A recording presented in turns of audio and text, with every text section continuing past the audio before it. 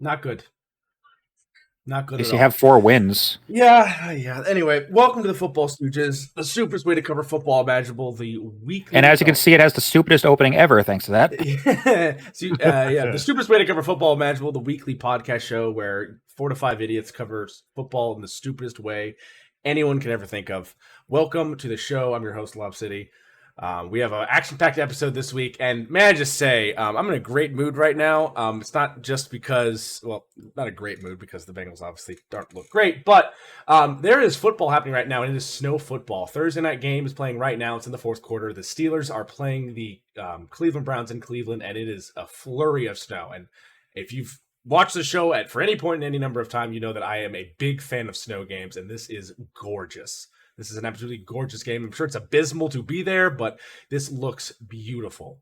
If you can see past all the snow on the field. Yeah, it is a winter wonderland out there in Cleveland. Sadly, they will be probably walking away being 2-9 after this, unless they have some miraculous comeback.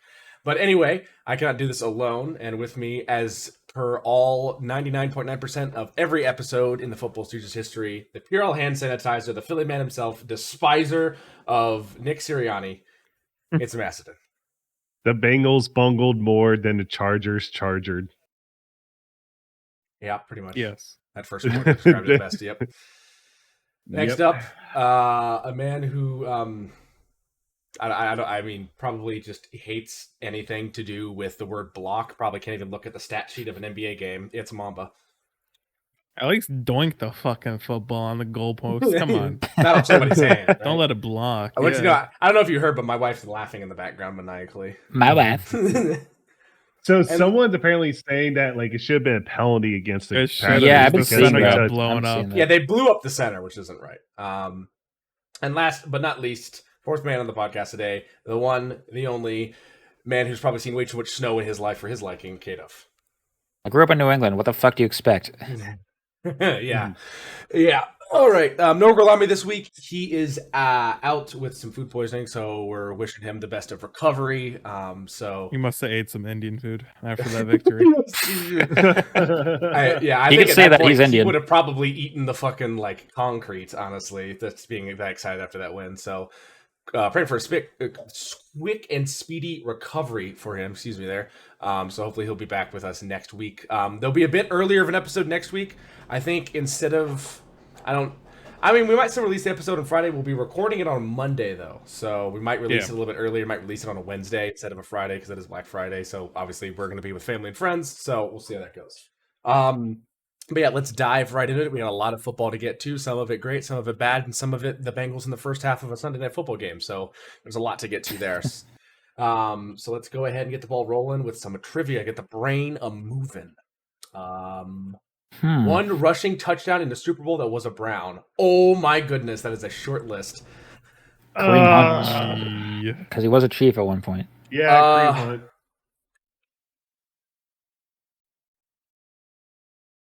No, not Kareem Hunt. Huh. Rushing touchdown.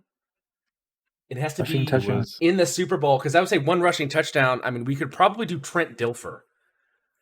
Maybe he got a QB sneak in the Super Bowl. Was Dilfer a Brown? No. I thought he was a Brown. No, he was a Raven, but yeah, but he never got it. They didn't score offensive touchdown when the Ravens won, though. Oh yeah, you're right. Really? If I remember right. Hold on. I think you're right. Touchdown in a Super Bowl. Gosh, this is 10 career interceptions defense. Let's do Denzel Ward. He's definitely had some by now. Yep. 10 career interceptions on defense, AP defensive or offensive rookie of the year. Let's do Sauce Gardner.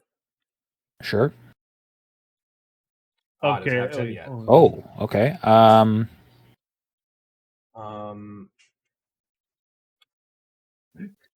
I literally am blanking right now. Oh, I can tell Jamal. you. Okay, for the rushing touchdown, Brown, Jamal Lewis. That was the Jamal only Lewis was a offensive- Brown? Yes. Jamal Lewis. Wow. Okay. One So rushing touchdown in the Super Bowl. That was He was the old. Oh, whoops, sorry. Jameis Winston. Oh, David Njoku dropped it. That was Bro, Atkins. how do Oh, that you was drop Atkins. that? Ah. Yeah, he dropped that. One rushing touch in the Oof. Super Bowl that was an AP Defensive or Offensive Rookie of the Year. Rookie of the Year. Let's think Offensive running Rookie of the backs. What's the Year. last Rookie of the Year that was a running back? Not Derek. I don't think Derrick Henry. He didn't have like right until like his second or third year, I think. Yeah. Peterson. Peterson never played in a Super Bowl though. True. Never played in a Super Bowl.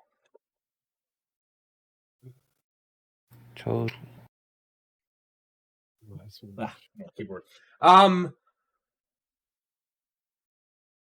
Was Jalen Hurts a defensive or offensive rookie of the year?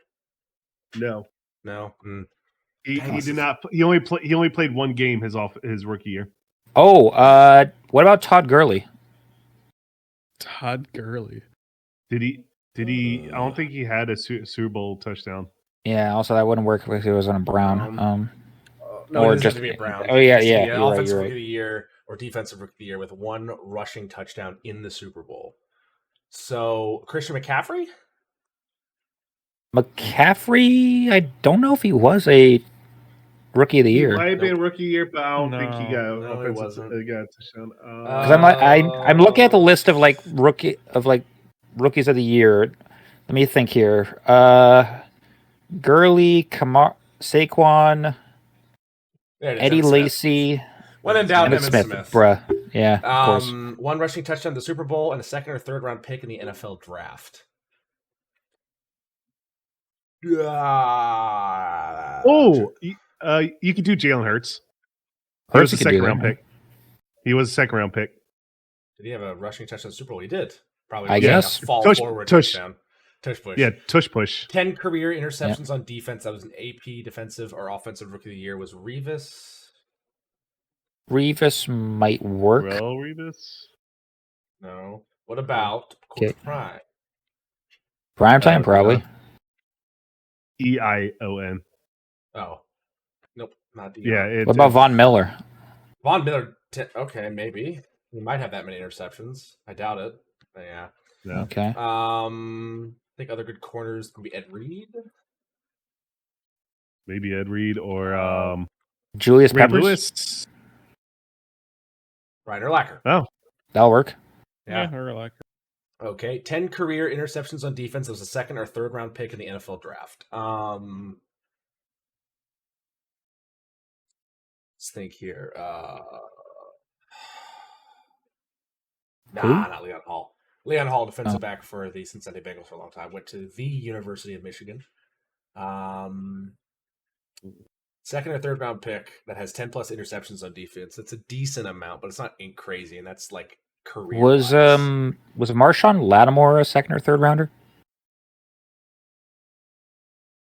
Marshawn Shon. Shon Lattimore. Yeah, there. Nope. Okay. Let's do Von Bell, maybe. Oh, might work. Nope. Oh, Kendall Fuller, Kendall, and then Fuller. 23 current. Yeah. Kendall Fuller. There you go. Okay. Second or third round pick for a Steeler. Try Pat Freiermuth, I guess. You had it. You had it. Yep. E-I-E. Oh my goodness. Yes.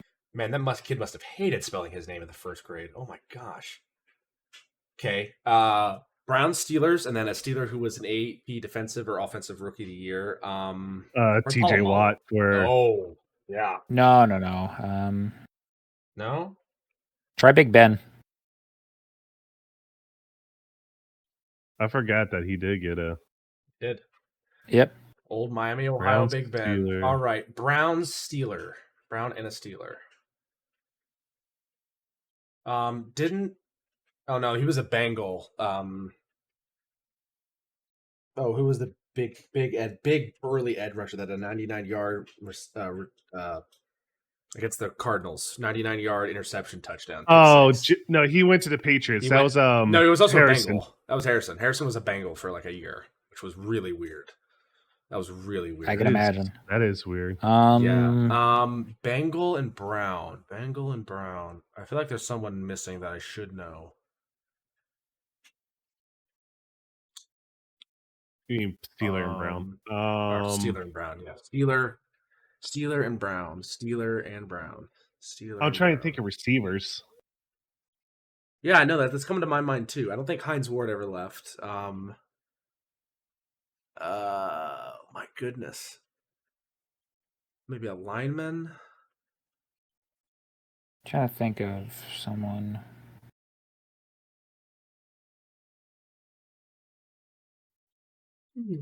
There's. Oh, what about No, wait, no. I don't think he ever was a Steeler.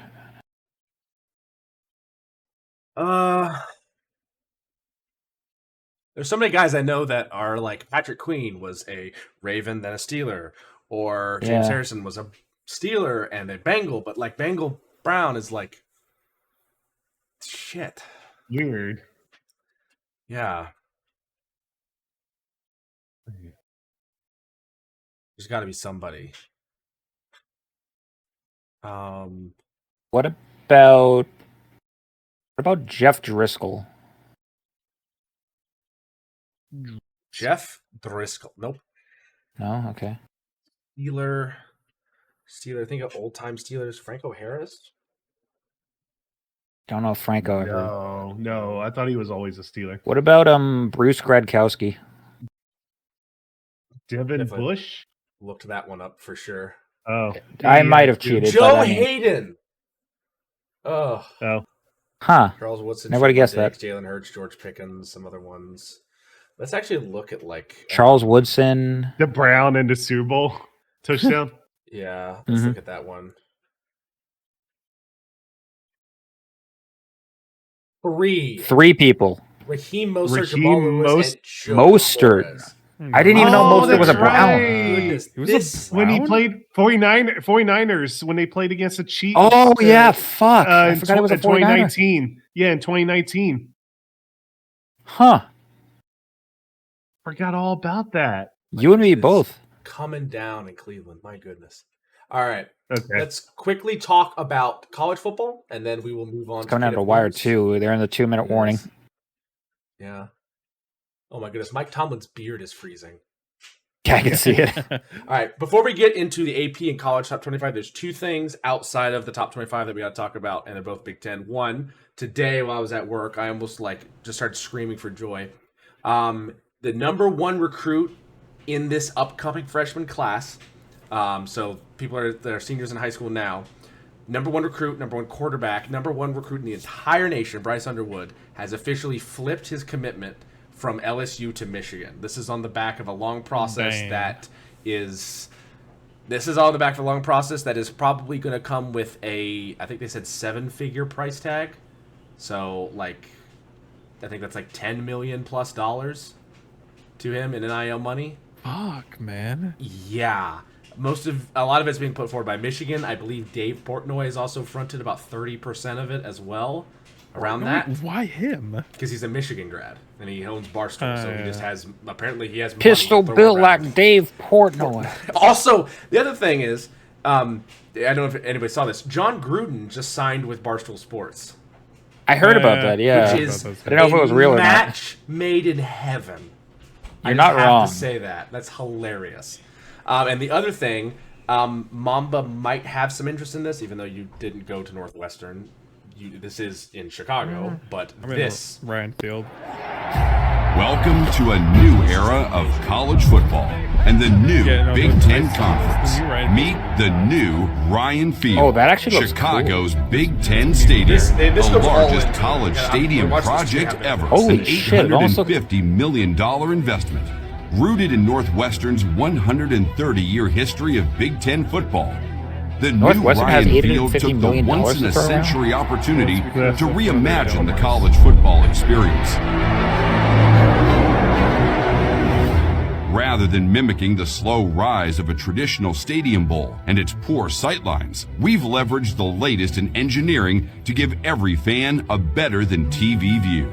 Instead of skyboxes for some and benches for many, The new Ryan Field gives every fan a premium experience in their own comfortable seat, protected from weather by a canopy at the most accessible stadium ever built. The result is not just the best fan experience in college football, but a powerful home field sound advantage as well. With 200,000 square feet of parks and plazas surrounding the stadium, we're reimagining pre-gaming to excite everyone. In addition to the traditional Big Ten tailgating that you know and love, enjoy an NFL experience-type festival for families. Savor the best restaurants and street festivals of Chicago and Evanston right on the stadium grounds. And the Student Plaza, complete with live music, food, and a community tailgating zone. This is incredible, especially for Northwestern. There are premium clubs for every type of fan, from the most hardcore Wildcat fans to world-class corporate entertainment at Chicago's Big Ten Stadium. I don't know what you're smoking, Mamba, but no. That's game day. They would need a reimagined Savior to do this. The other 360 days of the year, the new Ryan Field will be an asset and hub for the Northwestern and Evanston communities, hosting community activities, holiday festivals, and youth sports, creating a new town square to bring our community together. Get ready to experience the college football stadium reimagined at the new perfect, because like you're indoors-ish, you know, you're covered if you're a fan, but the team is still playing outdoors in the elements, which you love to see. Yeah. It also doesn't have, I mean, hopefully it isn't this bright and the sun lines aren't too bad late in the day like Jerry World kind of is, but like this looks very interesting and really special for like Northwestern. They have a lot of history, but like they've also been a very Chicago's Big Ten Stadium.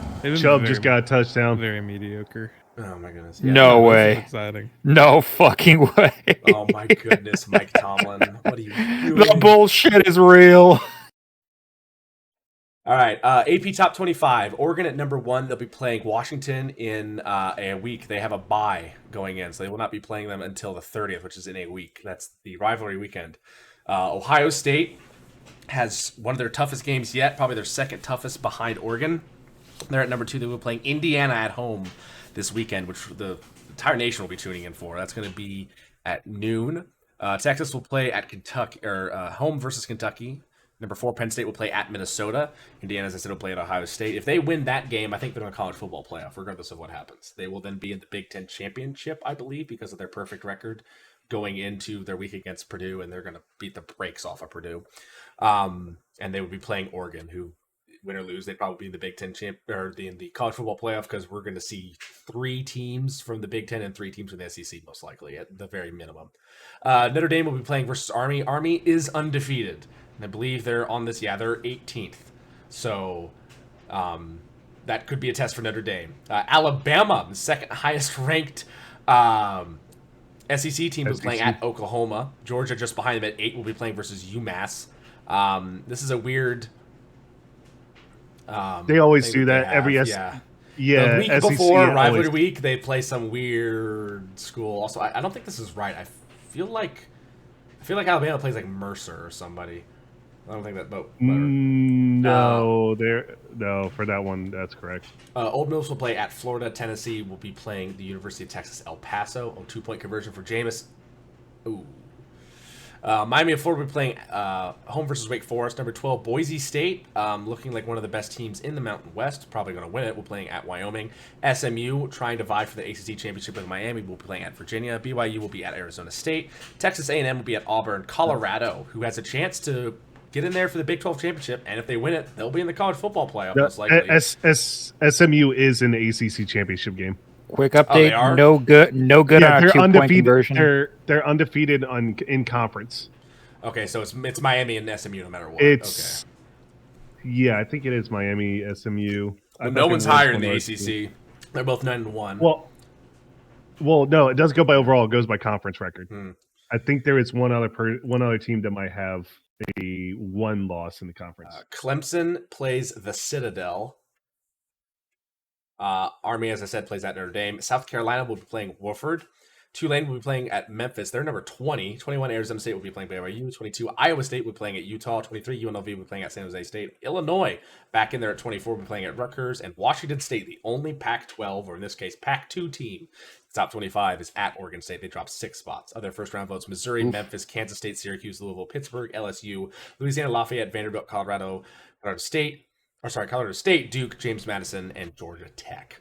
Now, obviously, this is the AP poll. Let's look at the college football playoff bracket right now. And this is released by Bleacher Report.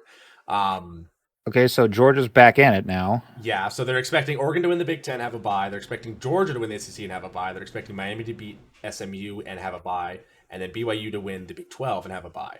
So that would put Oregon, Georgia, BYU, and Miami. Now, again, the byes are only for teams that win a conference championship. And again, this 5 seed is people saying that's the spot you actually kind of want to be at if you don't have a bye. So even if OSU doesn't win the Big Ten, they are going to have the most favorable seed because they're going against the team that just skated in there on the edge of the seat. Well, Boise State here is, if they get here, it's probably because they won the Mountain West. Then Indiana and Tennessee would be here. Penn State, Notre Dame, 7-10. Texas and Alabama, that would be 6-11 there. And how this is shaping up just based on location is it looks like Indiana and Tennessee winner would play Oregon in the Rose Bowl. OSU and BSU winner would play BYU in the Fiesta Bowl. Texas and Alabama winner would play Miami in the Peach Bowl. And Notre Dame and PSU, the winner of that would play Georgia in the Sugar Bowl, Orange Bowl, and Cotton Bowl being semifinals. I don't really like the bowls being used as these kind of games, but it's whatever. Bowls have been dead for years now. But yeah, this looks a little bit better. I mean, Georgia, Bama, and Tennessee are all in. Notre Dame's going to get in, just based on what this is saying. Obviously, you have, for Big Ten teams, you have Oregon, OSU, Indiana, Penn State. That's 4. Then when you move to SEC, Georgia, Tennessee, Texas, Bama. That's also 4. Then you have 1 ACC, 1 Big 12, and 1 Mountain West. And then also 1 independent for Notre Dame. But it's a lot. And it's really coming down to it. It's really going to depend on, I think, the Big Ten's kind of set in stone. It looks like Oregon's going to get to the Big Ten championship, but at the same time, how well they do in that, it's up to them. And then the SEC championship, at this point, South Carolina has a chance of getting in. Like, legitimately, South Carolina has a chance of winning the SEC, which is ridiculous. The SEC beats themselves up like crazy. Notre Dame just has to win out and they'll be fine. They'll probably get in.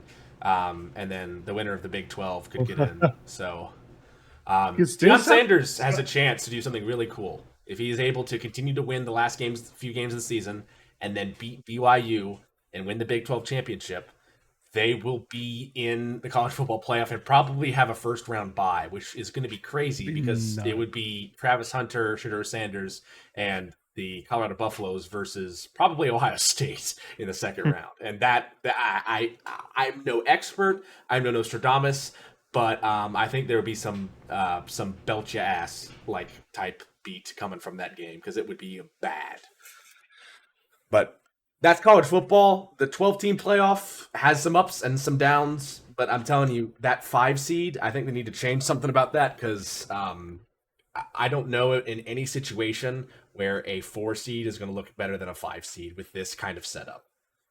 Because that 4 seed is going to be out of one of the 3 non-power conferences. It's not ever going to be an SEC school. It's not ever going to be a Big Ten school. It's going to be like a Mountain West, a Big 12, an ACC school that somehow just slips in off a really good season, and they're going to get creamed every single time. It's like TCU versus Georgia in the national championship. It's not going to be pretty. All right. Moving on from college football, let's go ahead and turn it over to the newsman himself. Actually, let's wait till this ends. 1 second. Steelers 19-24, trailing the Browns. 13 seconds left in the fourth. Russell Wilson. Oh boy. Yep. Let's see.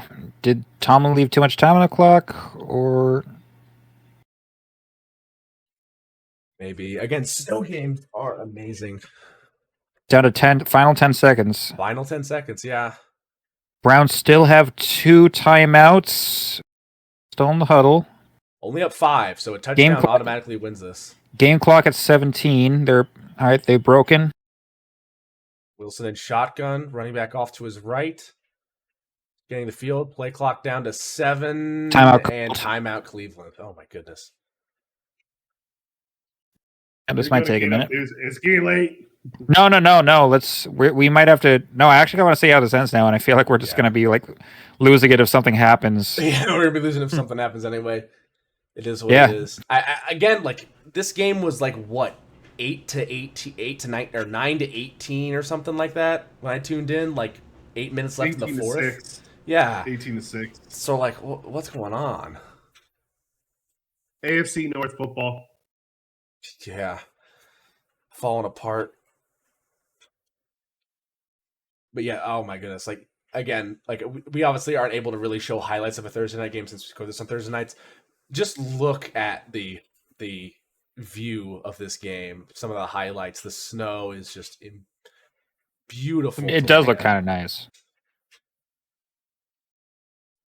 All right, here we go. Still in shotgun. 3 wide receivers up top. Browns one on the bottom. Pressure. It looks like putting the 4 out wide. Oh, Garrett goes inside. Gonna throw. Ooh, got a little bit closer. 6 seconds left. 9-yard gain, 6 seconds left. 3rd and 1. That was a smart play.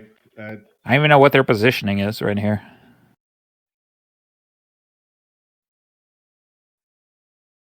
That's a good play. Send a bunch of people deep and then have one person running out, get to the sideline. Didn't waste much time. And 3rd and 1 with 20 to go. This isn't a Hail Mary. This is from the 35. This is not a Hail Mary. Their 30. This is their own 35. Yeah. Yeah. This is a very. No, this is not their own 35. Excuse me. This is not a Hail Mary. Yes. This is a very doable pass. And is that another timeout by Cleveland? Yeah, Cleveland used their last one. Oh, you're just letting them get a better look, Cleveland. What are you doing? Stefanski. It's Cleveland. What do you expect? Yeah. Chubb smiling on the bench, too. My goodness. Chubb smile like they're about to win this. I don't know. Who knows here? Yeah. They have a chance for a quick play here. Oh, it's the lights looking at the snow coming down. My goodness. Oh, yeah. Tomlin looks miserable. Oh my! Either goodness. that, his beard is just frozen. I can't tell if it's that or this last 2 minutes has just had him like aged 40 years. Mm-hmm. The standard is a standard. Oh, Browns only rushing 3, 2 edge and a nose, and the nose is in a 2. Same setup. Garrett. Same setup as last play. 3 up top, 2 down. Oh, and they bring a quarterback spy. Russell's looking to throw. Hit as he throws. It's going far. Russell Wilson. Beat down. Game over. Cleveland wins. There's the final. Yeah, that's it. Browns win. AFC North football. Was that not? I can't believe that wasn't roughing the passer on Wilson. Oh, and George Pickens is fighting. I already just turned off the stream. Oh my God, George Pickens is being held back by NFL media. Like, guys, cameramen. George Pickens is being held back by cameramen because he's fighting one of the other guys there. That's ridiculous. Greg Newsome. Oh my goodness. George Pickens is such a crash out. It's not even funny. Oh my God. All right. Anyway, now we can move on to KW. First time winning consecutive regular season games versus Steelers since 99-2000. You heard it there first. That's great. That is fucking great. Suck it, Steelers. Anyway, KDF news. Starting out with injuries. Out for the year stuff, we got Jaguars wide receiver Gabe Davis out for the remainder of the season with a knee injury. Same for Browns offensive tackle DeJuan Jones. He fractured his knee. That's why he was not in tonight's game. Bengals cornerback DJ Turner is expected to be out the remainder of the year after breaking his clavicle. Titans linebacker Jack Gibbons apparently had a nasty ankle injury in their loss this week, so he is done. Broncos safety DeLauren Turner-Yell. This is from an injury he suffered last season. He said where he tore his ACL, MCL, and meniscus all at once. He was never cleared from the PUP list, and I guess this week was the deadline for it, so he's shut down. And Cowboys safety Marquise Bell also expected to be out for the year after he had a pretty nasty-looking dislocated shoulder injury in their loss to the Texans. Going on to short to long-term stuff. Packers running back Marshawn Lloyd expected to be out this week after having his appendix removed. Packers offensive tackle Jordan Morgan is also out this week with a shoulder injury. Lions linebacker Alex Anzalone, he broke his arm. He's expected to be out at least 6 weeks, but not out for the remainder of the season. And Steelers cornerback C.J. Henderson was out this contest with a neck injury. Other questionables going into the week. Packers cornerback I don't know why. I don't know why I pronounce it. It autocorrected to something completely different. Jair Alexander with a knee injury. 49ers, they got 3 guys on this. Quarterback Brock Purdy with a shoulder injury. Tight end George Kittle with his hamstring injury. And defensive end Nick Bosa with a hip and oblique injury. Chargers wide receiver Ladd McConkey has also got a shoulder injury. Cowboys tight end Jake Ferguson and Titans running back Tyjae Spears are in concussion protocol. Panthers rookie running back Jonathan Brooks is expected to finally be making his debut after his ACL tear in college last year. Ravens linebacker Roquan Smith and Falcons wide receiver Darnell Mooney dealing with hamstring issues. Saints center Eric McCoy and Chargers defensive end Khalil Mack with groin injuries. Jaguars center Mitch Morse has an eye injury somehow. Raiders running back Alexander Mattinson, I'm reading right above him, and possibly guard Zach Martin are also dealing with ankle injuries, and who knows what it is for the Zach Martin injury, but they're fearing that this could be that what we saw Monday, might have been the last time we've seen him in a Cowboys uniform. So it sounds serious, but we'll have to see what happens going into the weekend. As for signings and re-signings now, Jets, we discussed this last week, but it's now official. Jets have signed former Packers kicker Andrew Carlson to add to yet another Packer that's going to do jack shit on this team. Panthers have signed former Titans cornerback Caleb Farley. The Patriots have waived cornerback Marco Wilson, and the Bengals cleared him off waivers not long after. Lions have signed Dolphins linebacker David Long Jr., and Cowboys are signing former UFL Michigan Panthers cornerback Josh Butler. On to trades, released, retirements, and holdouts. Obviously, the Patriots released Marco Wilson, and the Seahawks are losing center Connor Williams after he abruptly announced his retirement for personal reasons this week. He played 7 years in the league with the Seahawks, Cowboys, and Dolphins, starting 86 of the 92 career games he played in. Head coach Mike McDonald has wished him the best and stated that sophomore backup center Oluwatimi is going to take over the remainder of the season. And someone else that's also not going to be... Also, another guy is not going to be finishing out the season because the Jets have finally figured out what the problem is in their organization. And for some reason, they think it's firing general manager Joe Douglas after 6 seasons with the team. With only 6 months remaining on his contract, he might have been out by then anyway. Who knows? It's also kind of funny considering that this now leaves them in even more organizational flux, considering that their owner, Woody Johnson, is speculated to be reinstated by President-elect Donald Trump to take back over as ambassador to the UK in 2025. So, yeah, Aaron Rodgers just runs the fucking team now. It's not even the Jets anymore. It's the Rodgers. Yeah, well, the owner once came out and said there's been reports that he wanted to bench Rodgers after they started badly. So I don't know if. I don't know if Rodgers will be there next year. Which is I could see that happening. I mean, if he's causing this much turmoil behind the scenes from what we've heard. And I could see them just cutting him. But I don't know if it's going to be this year because for the remainder of the year, they have hired former Browns GM Phil Savage to serve as interim GM. Other than that... is that any better? No, I mean, it's definitely not. Their season's already over, let's face it. Cardinals linebacker Marcus Bailey, he has been suspended 6 games for PED violations. Someone whose season is not over, but their undefeated streak is over. The Chiefs, they have lost the Bills this week, meaning that there are no longer any undefeated teams, and the 1972 Dolphins still stand alone as the only undefeated team. So Josh Allen finally got a win against his hated rival. As for another New York team where it's just getting worse and worse, the Giants, they've benched Daniel Jones, and going into the week... here's what their depth chart for quarterback looks like. Up first, the starter, Tommy DeVito, coming back out. Second stringer, Drew Lock. Now, do you guys think that Danny Jones is going to be number 3? You think that, right? Right?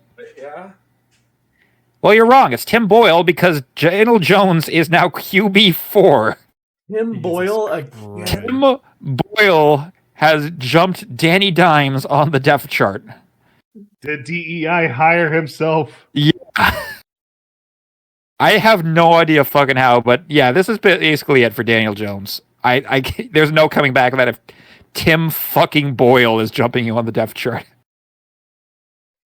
Oh my god. Yeah. Drew Lock jumping over him in the roster should be ending the career. That too. I mean, it's not the worst thing that person to jump you over the thing, but it's also not great. Also not great as we move on. So AT&T Stadium this was home to the Mike Tyson and Jake Paul fight this week, and they didn't really blow the roof off, but apparently it did blow off some piece of it off, as no injuries were reported after a chunk of metal fell from 300 feet off the roof of AT&T Stadium right before the Monday Night Football contest this week. So, which is weird, because usually when I hear of a stadium falling apart for an NFC East team, I expect it to be the Commanders. But, yeah. Other than that, two last things. A rumor that was surrounding Ravens Hall of Fame linebacker Ray Lewis being selected as new head coach of Florida Atlantic has been debunked by the school. And finally, the hurdle made by Eagles running back Saquon Barkley last week has now been immortalized as a playable move he can make in Madden 25. So that's kind of cool. Yeah, that's all I got. All right. Thank you, Aduff. All right. Now we can get into the talk turkey, I guess, for this time of season about the NFL. As we a week early, but sure. Right into a week early, but better late than never. Early than never. Early bird gets the worm. You know who doesn't get any worms? Why? The Bears. Oh yeah, my goodness! Keep saying it was a penalty. You still lost. Yeah, I mean it was a penalty. I mean to a degree, yeah. Obviously, it wasn't called, which sucks. It should have been, but I mean, at the same time, the Bears. I think even Packers fans non-delusional Packer fans, probably Gorlami, even my wife will say this, that the Bears were winning this game, and probably because of their performance and the Packers' lack thereof, should have won this game. 2019, the final score: Packers win on a blocked field goal attempt by the Bears in the end. Would have been a walk-off field goal. Love 13 for 17 for 261, one touchdown, one pick, one sack. Low amount of attempts, but only 13 completions for 261 yards and a touchdown with one pick is pretty nuts. That's a lot of yardage. Yeah. On the ground, Jacobs 18 for 76 and a touchdown. Love 4 for 18 and a touchdown. Wilson 2 for 17. Green Bay, Christian Watson 4 for 150. Josh Jacobs 4 for 58. Reed 2 for 23 and a touchdown. Dobbs 1 for 17. Brooks 2 for 13. For the Bears, Caleb Williams 23 for 31 for 231. No touchdowns, no picks, 3 sacks. Rushing, Swift 14 for 71 and a touchdown. Williams 9 for 70. Rashawn Johnson 10 for 33 and a touchdown. Receiving, Odunze 6 for 65, Moore 7 for 62, Komet 3 for 42, Keenan Allen 4 for 41, DeAndre Swift 2 for 13. The Bears were leading for a while.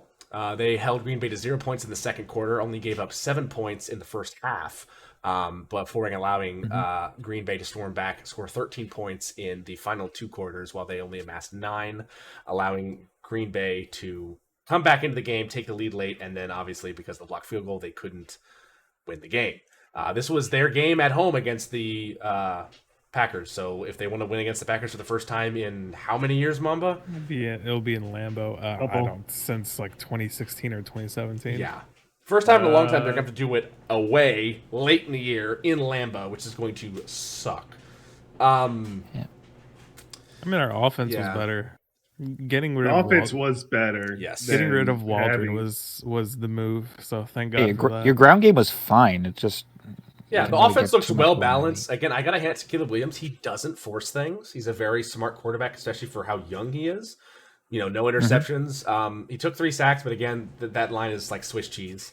But didn't throw any picks. So I mean, like that's great. The defense for Chicago, obviously, just like I think they were stretched a little too thin as far as Chicago got some offense going, but then also at the same time couldn't sometimes, and so that put the Packers on the field a little bit more. I believe if we look at team stats, time of possession, I believe was in the Packers' favor. Let me see here. So. Possession. Actually, no, it was in the Bears' favor. It was 36 minutes to 23 minutes. So Bears had the heavy favorite there. But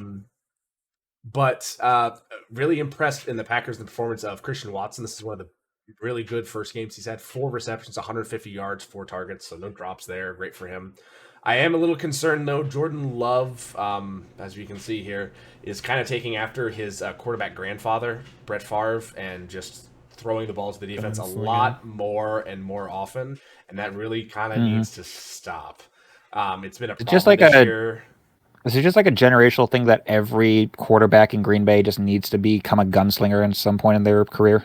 I guess. You don't really see it too much of Rodgers, but maybe. What water? Let's all beer up there. Yeah. What water? The Natty Light? I think Gorlami's always drunk. So, but yeah, I mean, it could be the way he ended the season last year, throwing a cross-body interception late in the game to the Niners in the playoffs, and he's just... That was, I feel like, him more forcing it, trying to keep the game alive. And to a degree, yeah, but still, across your body is fucking ridiculous, unless your name's Michael Vick or, Mahomes, or even Lamar Jackson at that point, but still, yeah, the Bears did almost everything they needed to do. They had some inconsistencies. They're a young team, especially one team that just got some coaching changes. That's going to happen, but the biggest kick in the nuts was just the not being able to hit the field goal, and we'll quickly go to that here. Mamba might start seizing right here. So snap the ball, and the issue we have here is that you are not the center, obviously. Long snappers are not 6'7", 350 pounds of, man like guards are that usually form the rest of this line here. Yeah, they're usually just like glorified linebacker converts. Yeah, you don't line up over this guy. You don't hit him. He has his head down the whole time, and he literally just basically is on all fours, just trying not to get bowled over. And you're not supposed to hit him. You're not allowed to hit him. You're even not allowed to jump over him. And in this spot here, as you can see, he had 2 guys slam into his side and then bowl him over. Like, he's just on his ass, and then that happens, and it gets blocked. And the entire stadium was in shock. I would be too. Yeah. I don't think it's fair to say that the Packers didn't seem like they deserved to win this game, just because they had a lot of inconsistencies. They weren't able to really get many good drives going. They had a scoreless second quarter, and some other issues here and there. But they were able to score when it mattered late, and even if it wasn't the most legal thing in the world, they still got a hand on that football. So a win's a win. Just take it and run, I guess. But you better be ready, because Chicago's going to be pissed when they come into Lambeau. So you're going to have to play even better. Yeah. Because I don't know if you're going to be able to get away with a second one of these. So, that's really all I have to say. Any other comments about this one? No comments. No comment at all, Mama. I knew there was going to be no comments from the Chicago side of things.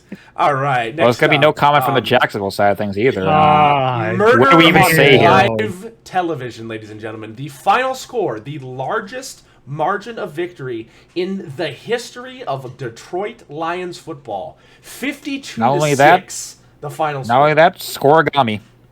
Really? The worst. Yes. The worst score margin, worst defeat in Jacksonville history, worst defeat points-wise for Doug Peterson's coaching history. And he's not fired. Probably up there for at least one of the top ones in NFL history. And I still have no idea how Doug Peterson, in 5 days after this game, is still got a fucking job in Jacksonville right now. How the fuck is this still a thing? And don't even get me started on Balky. I mean, but... Yeah. To give you a better picture of this, those 6 points that Jacksonville scored were both field goals. One of them, of which you saw, was of massive distance, and they were both in the first half. Dan Campbell got these guys in a room after being up 28-6 and said, probably put in an entire cup of Copenhagen into his lip and said, fuck it, we're not done. We're beating the brakes off the Jaguars. And they went out, and the Lions scored 24 unanswered points in the second half to cap off the biggest victory in their franchise's history. Probably one of the biggest ones they've had since all the way back when they were actually winning championships in the 50s and 60s. I would not be surprised. Like, obviously, it's a little late now, but I would not be surprised if Roger Goodell fined Dan Campbell for running up the score. Obviously, it would have been a bitch move, but it's Roger Goodell. Is it really running up against a score when you're basically playing the equivalent of Temple University? Oh my God. At least say Purdue. At least Purdue's bad. Don't do that to Temple. Mac Jones, 17 for 29 for 138, no touchdowns, 1 pick, 1 sack. On the ground, their lead rusher was Travis Etienne, 12 carries, 27 yards. Next leading rusher, Mac Jones, 2 for 7. They only had 41 rush yards and 17 attempts total. Receiving, 180 yards of offense. Jesus fucking. Brian Thomas, 5 for 82. Evan Ingram, 5 for 28. Parker Washington, 1 for 10. Strange, 1 for 6. Etienne Jr., 3 for 6. Luke Farrell, 1 for 3. And Gabe Davis, 1 for 3. For the Lions, Goff, 24 for 39 for 412 yards and 4 touchdowns. No picks, no sacks. Hendon Hooker got in. Former Tennessee quarterback went 3 for 4 for 37 yards. Rushing, Montgomery, 15 for 75 and 2 touchdowns. Gibb, 11 for 69, and 1 touchdown. Nice. Reynolds, 2 for 21. Goff, 4 for 21. And Stone Vaki, 5 for 9. I don't even know who that's the guy who's no, I don't know. We talked about him in the draft. I think he's the one who's like Hank Aaron's like grandnephew or something, or grandson. Wearing a fullback number. 30s are usually fullbacks. Look at this. Detroit he was Lions weird because he was back. he's a rookie out of like Utah that was originally coming in as a safety. So that's another weird 5'11", thing. 213 pound, out of Utah. 2024 4th round pick, 132nd overall. Okay. Then receiving, St. Brown, 11 for 100. Jesus Christ, that tackle. Yeah. Amon-Ra St. Brown, 11 receptions, 161 yards and 2 touchdowns. Jamison Williams, 4 receptions, 124 yards and 1 touchdown. Jahmyr Gibbs, 1 for 54. Khalif Raymond, 2 for 30. Patrick, 3 for 26. Shane Zolstra, 1 for 22. And David Montgomery, 3 for 20. Ass whooping in every sense of the word, with capital letters in bold ink in 300-point font. You know, it also just occurred to me, like every time the Lions like put up like numbers like these and win, and they always lose like a big piece of defense because they like had that 40-point victory in Dallas that they lost Hutchin, and now they've lost Anzalone in this one after putting up 52 against 52 against Jacksonville. Small price to pay for salvation, apparently. It makes me scared. Like they're gonna do like a 70-3 win in one of these games. They're gonna lose like Montgomery or Goff in one of these games. Was it my someone at work, coworker is like, yeah, it's like the defense doesn't seem that good. I'm like, you're the 3rd best points against in the league. The only ones that has better points against is the Steelers and the Chargers. Yeah, but you have the best coached by Mike Tomlin. The other one's coached by Jim Harbaugh. Yeah, and you have the best scoring margin in the league. Yep, like they're like almost 200 points difference, if I remember right. Let's go one of the best kickers in the league. Bates 7 for 7, 100% percentage rate. Like I think this is a Super Bowl contender team. Detroit, a Super Bowl contender. Yeah, for sure. They took a step from last year, honestly. Like they've looked even better. Like they just need to continue to do what they're doing, and continue to fix some of the little issues that need a little bit of tweaking and changing. And I think they're on the right track. As for Jacksonville, fire Doug Peterson, rip the Band-Aid off. Do it. Come on. Stop fucking around. Like, this is ridiculous. Like, I know Trevor Lawrence is hurt. I get that. You got to play Mac Jones. Not great, but it's the cards you're dealt. But you're Shad Khan, seriously, fire these guys. Tony wouldn't even hire them for AEW. Like, if you're sitting on a hand and you're playing Texas Hold'em and you have a 2 of diamonds and a 7 of clubs, you fold. Throw in the towel, get rid of Doug Peterson, and stop holding on to the shit cards and gambling when you have nothing to show for it. This guy is not a good coach. My grandma probably knows this. Fire this guy. Get somebody else in. There's good coaches that you could probably go out and get right now. You could make an offer at Vrabel. You could make an offer Ben Johnson. You could make an offer at Saleh. There's a lot of guys you could go get. Not to mention all the people that are coming out of college football. Like Chip Kelly is the offensive coordinator at Ohio State University. You could throw him some money and he might swap off that. Bill, I don't want to put this Kelly. evil out back into this thing, but I will say Bill O'Brien has made Boston College look a little better. Like, okay, even though Chip Kelly's not a great coach, it's still better than Doug Peterson, Macedon. Come on. Yes, and plus that was like one of your flux years after you fired Andy Reid. No. I'm saying, look, it's when he was at San Fran. Yeah. Well, San Fran at that time was a complete shit show. Let's not put it all on Kelly. That was when Jed York was still in the mega douche era of his career. It still kind of is. Let's face it. But listen. Like, obviously you guys have a bad judge of character with coaches. Maybe not character, but judge of good coaches, because you picked Urban Meyer and then you went to Doug Peterson. So it's not great. But there's a lot of different players or coaches that you can go out and get now. So do the right thing. Get rid of Doug Peterson and move on. This is not. We'll say this Peterson team has players.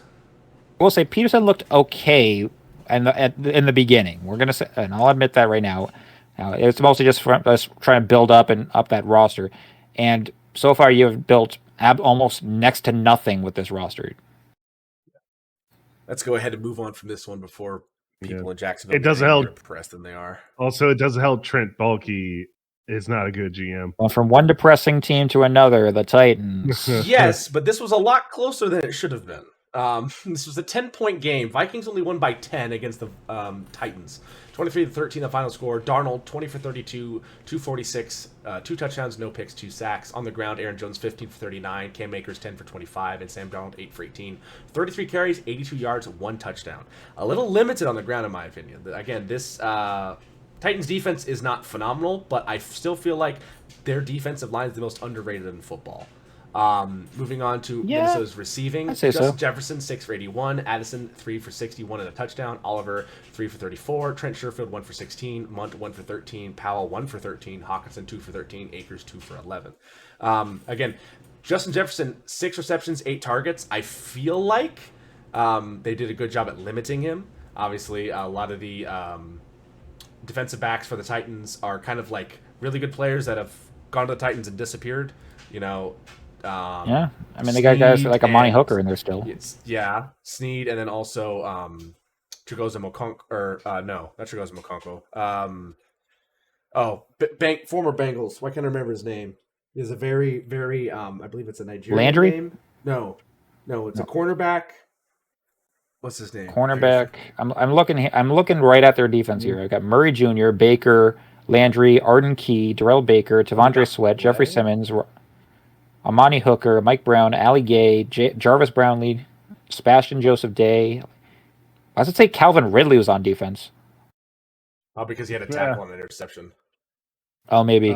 Trey Every, Baker Jr., Brownie Jr., Hardy Sr., Judy Lele, McCreary, Snead, Brown, Hooker, Wood. Unless he's a linebacker. Unless they released him, I don't know. They might release him or traded. Who knows? Chidobe Awuzie. He's injured. He's on injury reserve. I think I remember him seeing something about him like out for the year. That's what I forgot. Sorry. But yeah, again, this Titans defense is a lot better than people give them credit for. So they did a good job there. But their offense is what struggled, as seen here. Will Levis had an okay day. His percentage was down 17 for 31, but had 295 yards and a touchdown, but also was sacked 5 times. I will say he's before. Improving. He is improving in a way that I didn't expect him. I have yet to see a meme from this game that he looked embarrassing in. Yeah, so there's some hope. He was their lead rusher, though, which is not good. 7 for 18. Behind Tony Pollard, 9 for 15. So this Vikings defense shut down the Titans' run game, which was about as effective as a one-legged chair. I mean, they were a bit better in the receiving category. Rakini, 2 for 117 with a touchdown. Ridley, 4 for 58. Boyd for 2 for 34. Chigakonkwo, 219. Yeah, their pass game looked a lot better. And again, Will Levis was actually at least somewhat decent in this game. He did have a bad completion percentage, a couple errant balls, and not looking the most accurate when he's out there. But at the same time, it's much better than he has looked this season, as Mamba can attest to about the throwing an interception and then wailing on the ground in desperation. He's just like, oh shit. So a better Will Levis game, but it's still a loss because the Vikings are an absolute powerhouse this season. They are winning. Yeah, they're winning by 10. won this game by 10. So Darnold. That was a bad. Also, that penalty should not have been called. It was chest to chest. I don't know. That is the lowering your helmet and hitting a defenseless receiver. That is, by definition of the rules, that's a foul. Like, if it was one thing, if he did this, it's this motion. That's just like lower your head. I don't care what happens. Clank. You know, if he came in like this and hit, would have been a different story. Also, if he hit a little lower, if he hit like right here and his helmet didn't come in like right here-ish, like just about at the chin level, would have been a little different. Who had Minnesota at 8-2 by week 11 with Sam Darnold as QB? Survey said, not I. Put your hand down in the back. We know you're lying. Yeah. Vikings are a very impressive team. They're 8-2, which is second in their division because the NFC North is stupid this year. Detroit's 9-1 and they're first. The Titans still are not the bottom of the NFC South because the Jacksonville Jaguars exist and they're 2-9, despite Tennessee being 2-8. So they somehow are still ahead. Again, the Titans still just have a lot of pieces to make up on offense. Trading away DeAndre Hopkins was probably not good for this offensive capabilities, but it was the right thing to do, I think, for their organization as far as just, trying to start over with something new. So we'll see what they do in the draft. I don't know if it's time to go get another quarterback. I think it is, in my opinion. But also, Will Levis has these flashes where it's like, ooh, that could be something. And then he puts mayo in his coffee, shits the bed, and you're like, oh, never mind. Exactly. We're seeing too many more of the shitting the bed with mayo coffee than you are seeing these flashes of brilliance from him. So I feel like it's now time to move on. He's got the coffee shits. The funniest thing is probably during this game, you know how many commercials there were probably of that dumbass like Hellman's commercial he does where he's like doing the splits between two towers of mayo?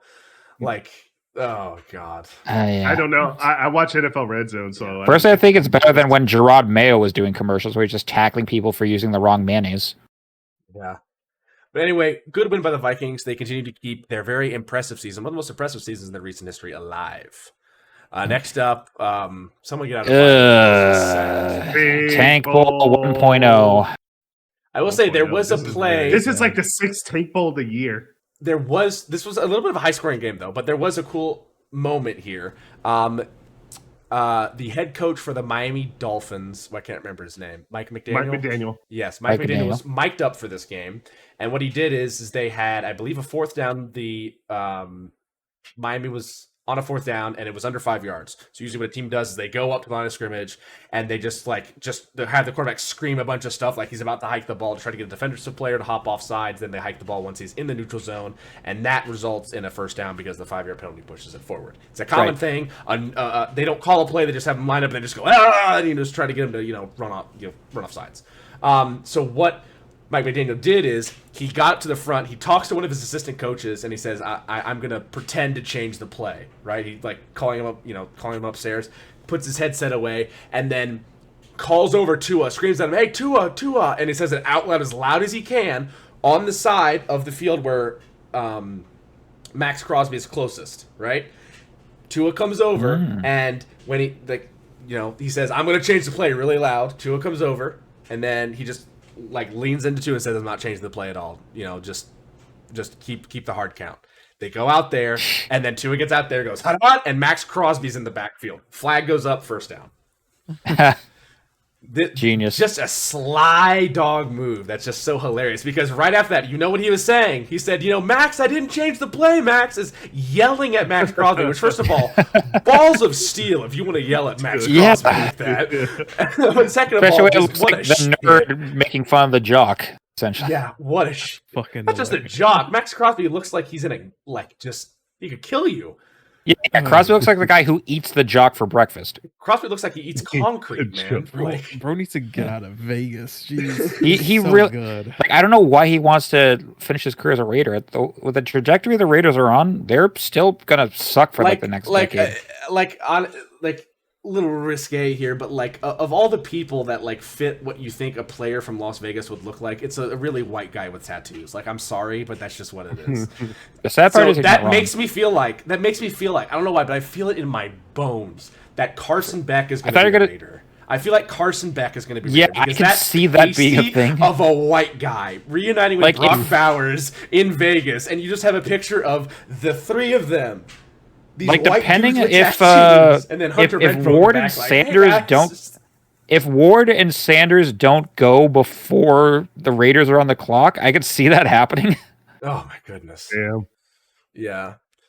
Also, depending on if Georgia finishes, if Georgia comes back and wins a national championship, that might raise Beck's status a little bit. I mean, because he has laid an egg like against Ole Miss. But anyway, let's talk about NFL football. Minshew, 30 for 43 for 282, 2 touchdowns, 1 interception, 3 sacks. On the ground, there was nothing going. Myers, 1 carry, 20 yards. Madison, 5 for 19. Zamir White, 5 for 9. No one had over 7 rushing yards. Myers was the front leader. 16 for 60 on the ground. Receiving, however, Brock Bowers is putting this team on his back. So this guy was a amazing college person coming out of him. If you leave me alone, you're a Matt Damon. 13 for 126 and a touchdown. Alexander Mattison 3 for 50. DJ Turner 3 for 29. Trey Tucker 3 for 28. Jacoby Myers 4 for 28. Amir Abdullah 3 for 16. And Michael Mayer 1 for 5. The Dolphins, Tua Tagovailoa 28 for 36 for 288 yards, 3 touchdowns, no picks, 2 sacks. He looked very good. Very, very solid Tua Tagovailoa game. Again, when this team has Tua and he's not throwing his head at a cinder block, they're doing great. I'm going to retract this. Hold on, slight caveat. It's against the Raiders defense. Fair point. But even so, like they're starting to lose their like tanking mentality with Tua back in the fold now. I mean, they're still not going to do great this season, but I don't think you want to tank when you have like debatably the best wide receiver duo in the NFL. Like, say what you will, Jalen Waddle and Tyreek Hill are still scary as fuck. Yeah. Any Plus, moment, at the position they're in, any moment from anywhere in the field, Tyreek Hill can score. At the position they're in, too, draft-wise, they're in perfect spot to land like a tackler guard high in the draft. Yeah. So it's just I wouldn't want to move from there either. It's just I don't see them getting to the playoffs. Oh, they're probably not gonna. I mean, the AFC this year is shit. It's pretty shit.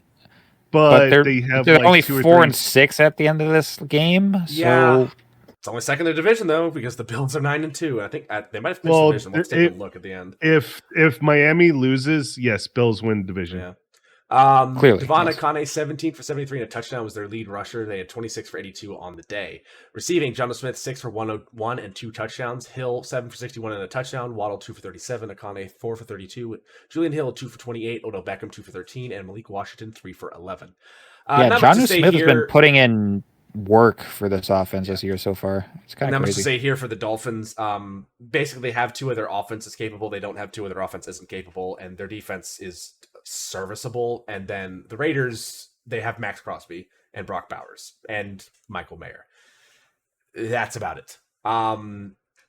The Raiders definitely need a lot of work put into their team. Like 3 sacks given up to the Miami defense, who isn't phenomenal, but at the same time, like, still that's a lot I feel like to give up against them. You definitely need to get a quarterback in there because this tight end you got here, Brock Bowers, seems to be pretty darn good. When you throw him the ball 16 times, he catches 13 of them and he gets 126 yards and a touchdown as a tight end. Whoo! You're looking at some like Travis Kelce type like archetypes here. So you need to start taking this seriously and get a quarterback. Now, there's a lot of good ones coming up in the draft. We're going to get closer to April. We'll talk more about what that's going to be, but you definitely need to be targeting that. And please, for the love of God, don't draft Carson Beck. I can feel it in my bones, and I have these feelings sometimes, and I feel like Carson Beck's going to end up in Vegas. It's going to be horrible. It's going to be like a Danny Jones to the Giants at 6 thing. It's going to be like a Daniel Jones if Daniel Jones like had a bunch of tattoos and thought he was like Vanilla Ice. Yeah. It's going to be bad. Oh, Mark Davis. Jesus God. Get this off my screen. Mark Davis. Yeah. Get this off my screen. All right. No, you deal with it, K-Duff. This loss. Okay, you know what? I'll say this. This loss wasn't the worst imaginable. It was against the Rams, who were a Met team, but this was actually kind of an interesting game to watch. 28-22, the final score. Was that the kicker that laid a hit stick or something? Or are they celebrating there? I thought it was just a long punt return. It was long. Not punt return, kickoff. Yeah. 28-22, the final score. The Rams get the win at Gillette Stadium against the Patriots. Stafford, 18 for 27 for 295, 4 touchdowns, no picks, no sacks. Rushing, Kieran Williams, 15 for 86, Corum, 5 for 21, 107 rush yards on 24 carries total for the team. Receiving, Puka Nacua, 7 for 123 and a touchdown, and Cooper Kupp, 6 for 106 and 2 touchdowns. Again, this double-headed snake that they have at receiver positions is still scary, and I feel like it's why they're not fully leaning into tanking, is because when they have Matt Stafford and those two guys to throw to, it is a scary thing to try to cover, two of the better receivers in the NFL. Yep. 2 to 12, 1 for 21. Cody Parkinson, 1 for 19 and a touchdown. DeMarcus Robinson, 2 for 29, and Blake Corum, 1 for 7. For the Patriots, Drake May, 29 for 39 for 282, 2 touchdowns, 1 interception, and 3 sacks. Moving on to rushing, Ramondre Stevenson, 20 for 73. Drake May, 3 for 27. Tony Gibson, 4 for 18. Marcus Jones, 1 for 5, and Jamichael Hasty, 2 for 2. 125 rush yards on 30 carries. A lot of rush yards there. Pretty well-balanced attack here from the Patriots. Kendrick Bourne receiving 5 for 70 and a touchdown. Hunter Henry, 6 for 63. Demario Douglas, 4 for 59. Austin Hooper, 4 for 35. Boodle, 4 for 33. Or it's Boutte, sorry. Ramondre Stevenson, 4 for 16. Booty. Darian Lowe, 1 for 4 and a touchdown. Again, the veterancy of the coaching staff as well as the players of the Rams kind of shown through here. Matt Stafford obviously knows how to lead this team, and not that Drake May doesn't, but obviously there is some knowledge in the amount of experience Matt Stafford has over Drake May, and they were able to get the win in a hostile environment. Also, there's only one Christian Gonzalez, and if you could clone him, maybe you could cover Puka Nacua and Cooper Kupp, but he can only be one spot at one place in time.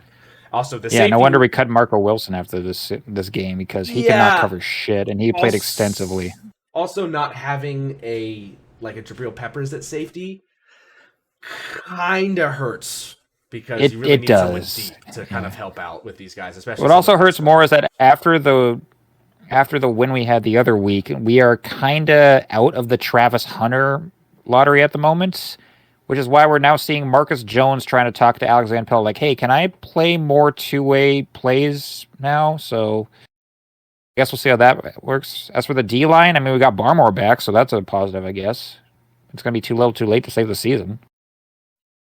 Yeah, it's far too late to save the season. 3-8, bottom of the AFC East in a division that is being led by the Buffalo Bills. It was their time to lead this division. I feel like this division, there's always one good team and 3 shit teams. For the longest time, it's been the Patriots. So now it's the Bills. Yeah. So we'll see how that goes. Yep. Really top-heavy division. But again, good by the Rams to maintain a position to possibly win the NFC West. They are a game back from the Cardinals. The Cardinals are 6-4. Rams are 5-5. That still blows my mind that the Cardinals are the lead. Well, you know how tight this division is? Arizona 6-4. LA, Seattle, and San Francisco are all 5-5. And San Fran's last because they lost to Seattle, and they're like 0-3. San Fran's last. Which is holy shit, ridiculous. They might miss the playoffs this year, which would be ridiculous. Actually that would be insane if they missed the playoffs. San Fran is 10th. They're out of the for the playoffs. They're they're 1.5 games back of Washington, who's 7-4, and the last wild card spot. We'll go ahead and move on from that, but a great win by the Rams there. Great leadership by Matthew Stafford. Now we'll move on to what the hell is the Taysom Hill did? Taysom Hill MVP conversation has begun. It's also ended. But at the same time, this game was Taysom Hill 200%. I will quickly give you just the Taysom Hill stats. Taysom Hill, 1 for 2 passing, 18 yards, threw a pick on one of his 2 passes. Not great. But he was the leading rusher. 7 carries, 138 yards, and 3 touchdowns. His longest run was 75. Then he was their 3rd leading receiver, 8 receptions, 50 yards. He also fumbled the ball and lost it to the defense. And I believe, did he have a tackle? He did not. So Ramirez, do everything. Yeah. He fumbled the ball, threw a pick, ran for 3 touchdowns and 138 yards, and caught the ball 8 times for 50 yards.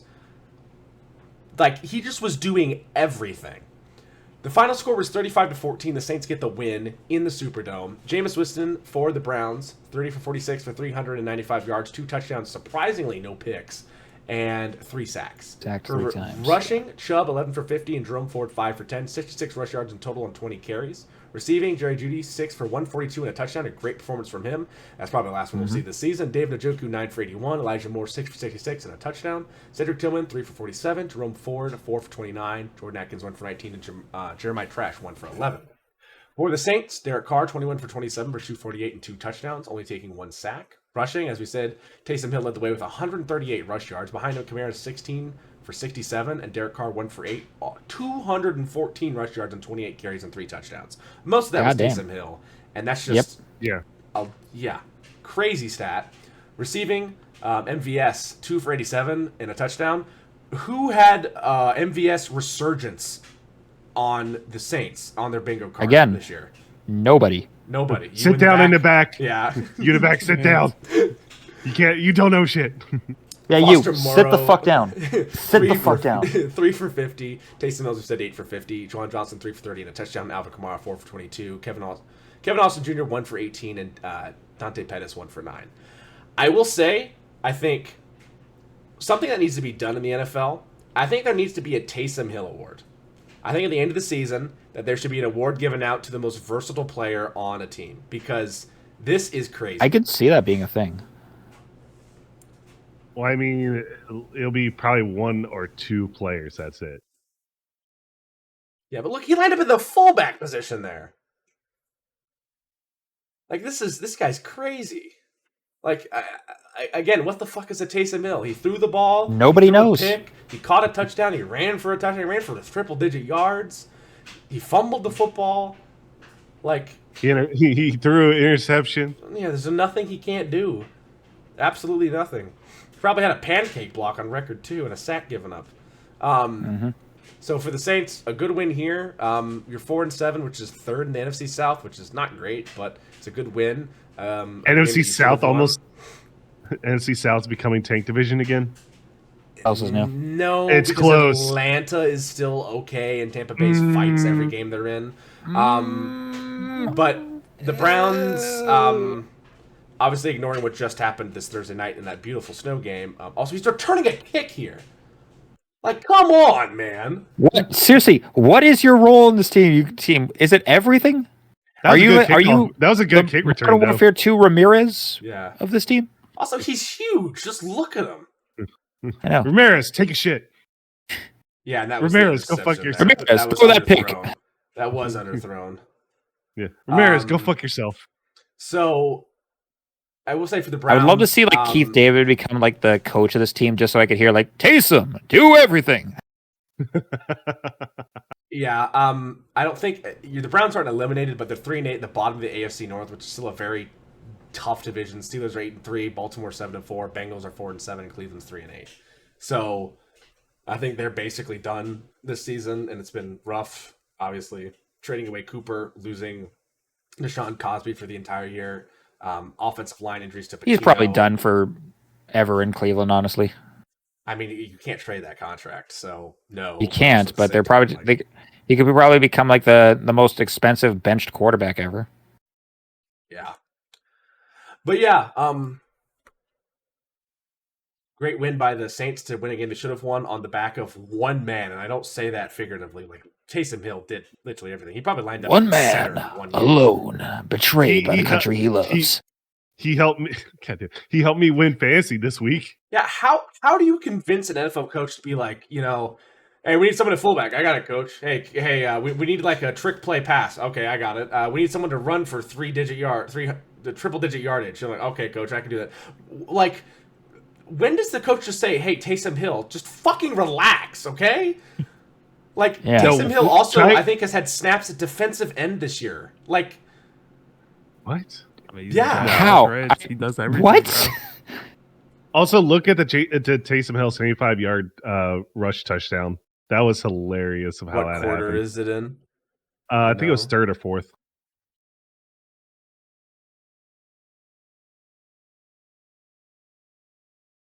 I know it was the Saints that was on the right side of the screen. There's Taysom Hill. So there's the handoff. No, it was. Oh my! It's going for a nice run though. It was 4th quarter then.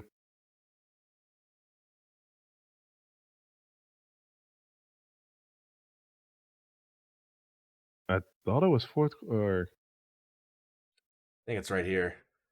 Here we go. 1. This is probably it. Direct wildcat snap. Oh my goodness, he's a that just gets away. That wasn't the same 5-yard touchdown, but that was one of them. We'll take it. We'll take it. A wildcat snap touchdown. Yeah. That might. No, this is them on. Number 17 down there. Is it late in the game? Oh, here it is.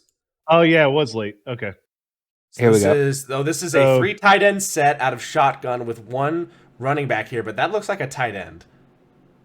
Yeah, that's a fullback. That's number 46. That's just a straight quarterback sweep power.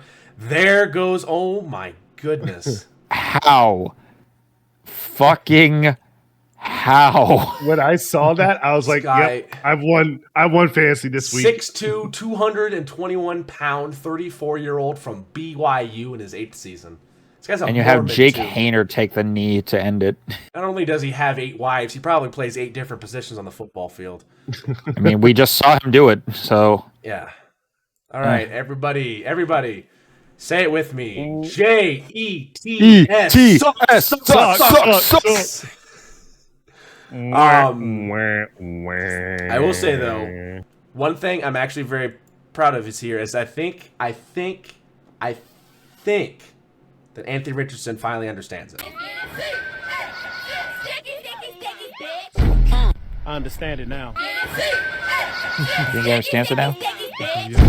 Lit ass bitch, step pop shit. Niggas want that motion. I be in the cut. Sneaky link. She say that's her nigga. I don't give a fuck. These bitches trying to scrap the foot. I'm knucking if you bucking hoes. Bad performance last week. Good performance. Obviously, well, not last week. 2 weeks ago when he was benched, obviously, last week for Joe Flacco. And then the Colts were like, oh, shit. Joe Flacco's like 45. So let's put AR back in. And he redeemed himself, in my opinion. Obviously, it's going to take some time to, like, obviously undo a pretty, like, eye-popping, like, subbing yourself out kind of maneuver. But at the same time, this is one hell of a way to get the ball rolling. A 1-point win against the Jets, who... This was their last gasp of air, basically, before they probably say goodbye to their franchise for the next however many years. Richardson went 20 for 30 for 272 and a touchdown with only taking 2 sacks. He was their second leading rusher, 10 carries, 32 yards, and 2 touchdowns. The other rusher, Jonathan Taylor, 24 for 57, 91 rush yards on total with 2 touchdowns on 35 attempts. Indianapolis is receiving Josh Downs 5 for 84 and a touchdown. Alec Pierce 3 for 74. Pittman 4 for 46. Adonai Mitchell 1 for 33. Mo Alley Cox 2 for 17 and Drew Ogletree 1 for 8. For the Jets, Aaron Rodgers 22 for 29 for 184, 2 touchdowns, no picks, 3 sacks. Again, you got to throw to what's open. And a lot of times I felt like Rodgers was throwing to the open guy, but it seemed to always be the check down that was in a yard or two. Like people were talking about, oh, Brady's the check down guy, Brady this, Brady that. Like, Rodgers has owned so many check downs this year that I think he needs to, like, his checkbook's like empty. Like, it's getting a little ridiculous. Rushing, Breece Hall 16 for 78 and a touchdown. Rodgers 1 for 7. Braden Allen 2 for 6. Only 91 rush yards with 1 touchdown on 20 attempts. Receiving, Devontae Adams 6 for 72. Breece Hall 7 for 43 and a touchdown. Garrett Wilson 4 for 18. Gibson 1 for 17. Kenny Yaba 1 for 11 and Michael Corley 1 for 10. Again, as you can see, that rush right there by Rich, like, look at him just I don't know how many quarterbacks can do that in the league. Like, it's very few. Maybe like a Josh Allen type. I mean, injuries. If you count it, Taysom Hill, we just talked about, Anthony Richardson. I think Lamar could. I don't know if he would do it. Lamar could. What? He could, but he wouldn't go out of his way to. Yeah, Lamar can run. Yeah. Josh Allen, definitely. Josh Allen, definitely. There's probably 3 or 4 guys. But Lamar, maybe Jalen Hurts. Yeah, Jalen. Would Hurts? So, yeah, I think 4 guys. 4 guys dependent on Lamar. Like, obviously, Lamar doesn't want to take those hits, and it's very smart of him to do so, but I feel like he could if need be. Super Bowl, 4th down, you got to do it. You know, put your body in the line. I feel like he would lower the shoulder. Also, gotta love the Jets defense quiet quitting. Yeah, just quiet quitting. I mean, like, when you fire a head coach midway through the season and there's all this swirl about your team in the media, especially like, when your defense suddenly looks worse after that head coach left. Yeah, I cannot tell what's worse right now: the Jets defense or K-Duff's camera. Yeah, I don't know what the hell happened with it. Something happened. Yeah, the focus. It just decided, hey, how about I make you blurry for the next half of this podcast? Like, put your hand close to it and like slowly pull your hand away. See if that works. Where did he go? Nope. Shit. Nope. I made it worse. My god. It's like zoomed in on something close. I guess. I don't know why. Would it be your chair?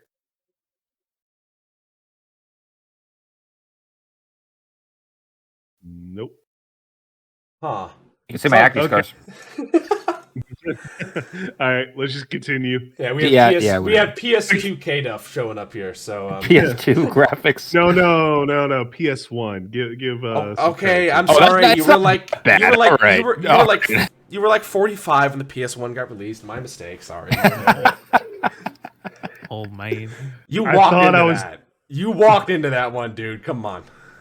Looked like a GTA 4 character. So we need to talk about a couple things. First off, let's talk about the good, which is the Colts. Do you think Anthony Richardson has secured his spot as not just the starter for the Colts, but their option going forward into next season? In this game, it's hard to tell, especially like this is only his first game back after the benching. So I feel like we need to see more performances like this, and then I could give you a definite answer on that.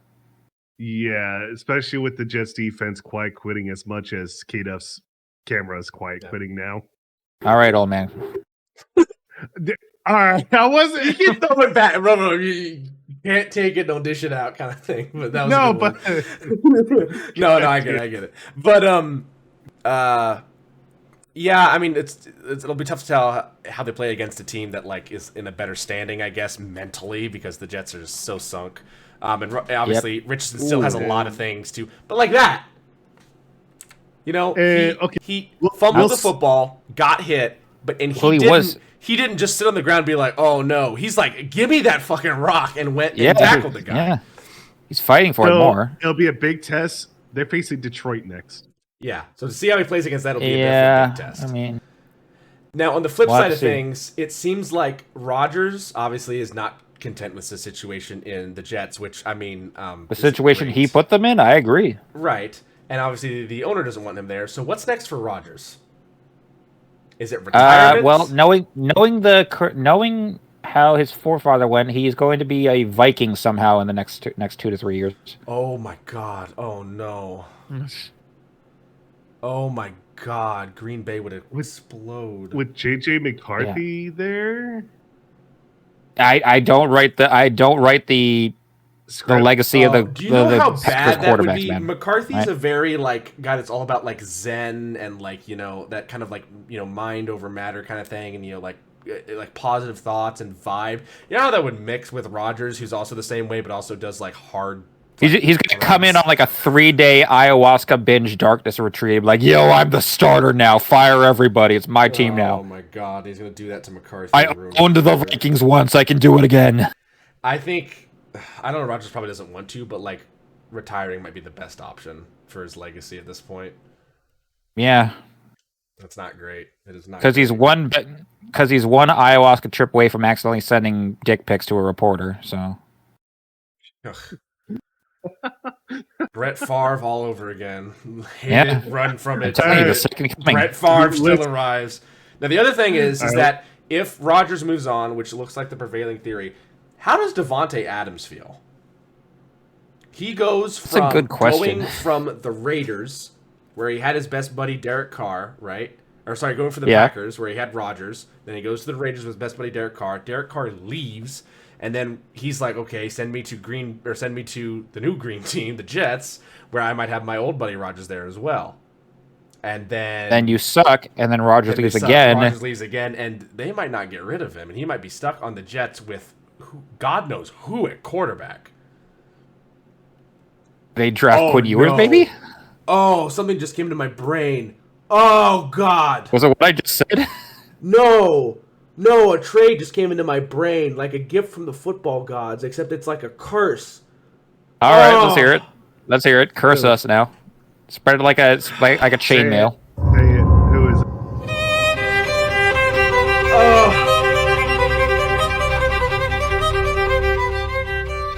Rodgers for Deshaun Watson. No, because the Browns want the Jets to take up that contract.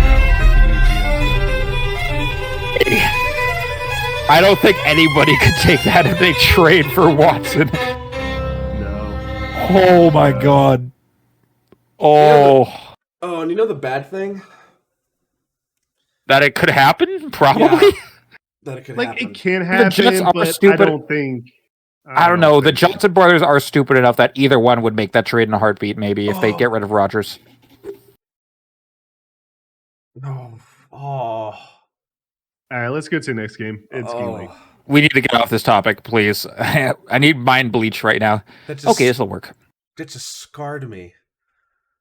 Oh my God. Ravens, you lost Baltimore. They didn't score. So the Steelers didn't score a touchdown in this game, and they still beat their probably best competition in this, not just in the division, but the AFC. It has been done before.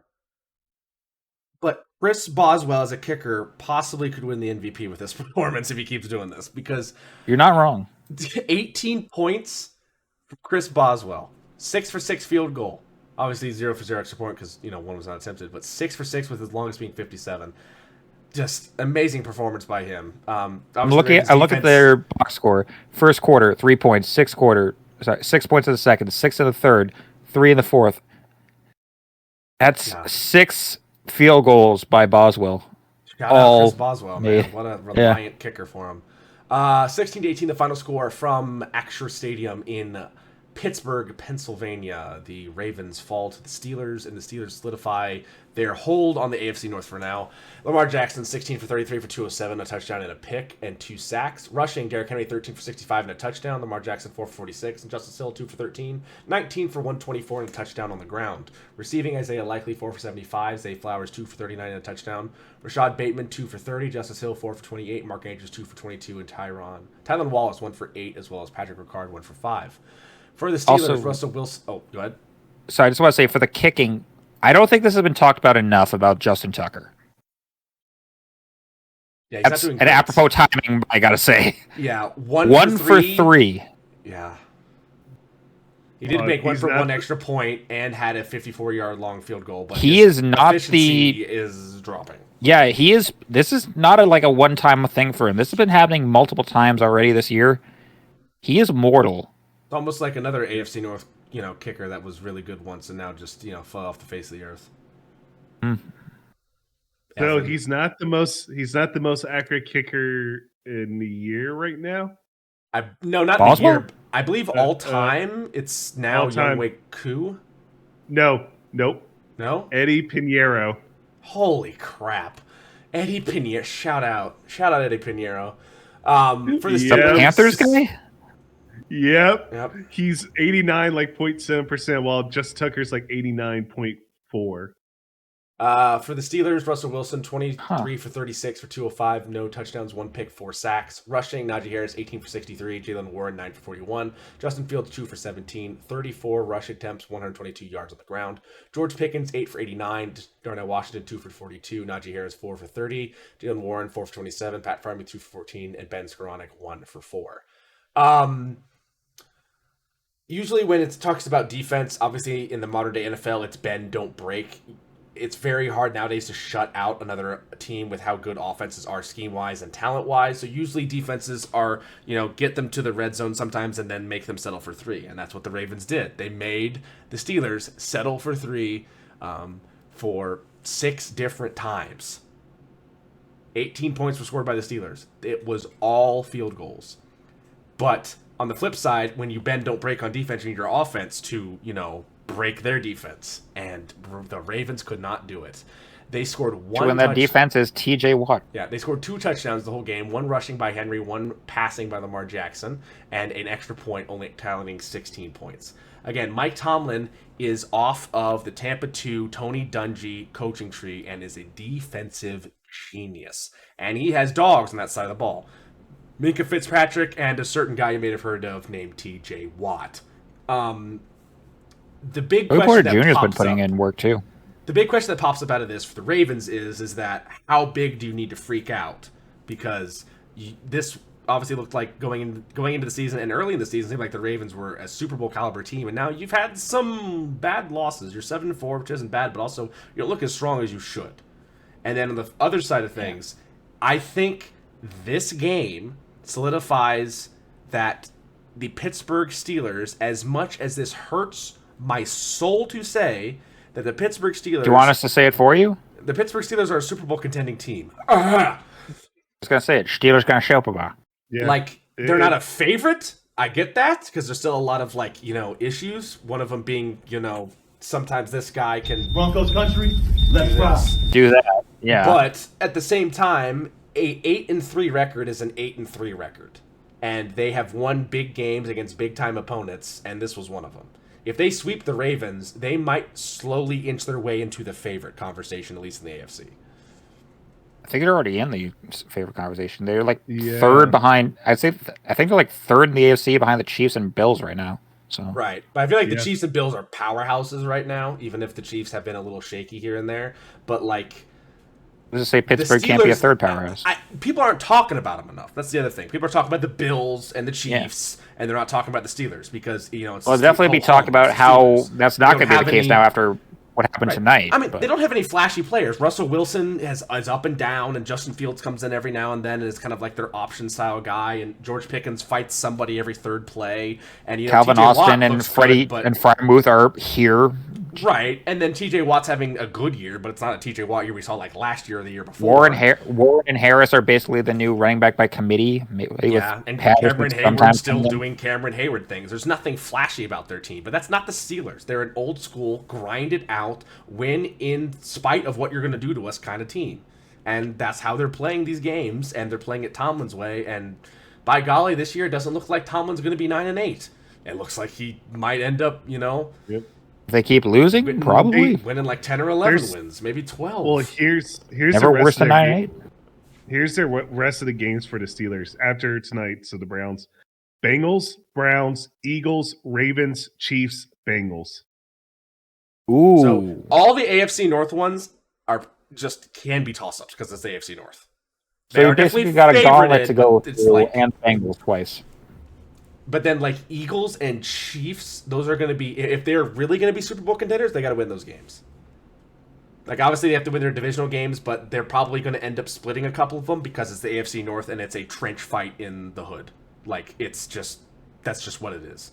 But, like, when it comes to those out-of-conference and even out-of-division games, you need to win those big ones against the Eagles and against the Chiefs. You got to win the Battle of Pennsylvania, and then you got to beat the refs. I mean, the Chiefs. I mean, the refs. You know what I mean?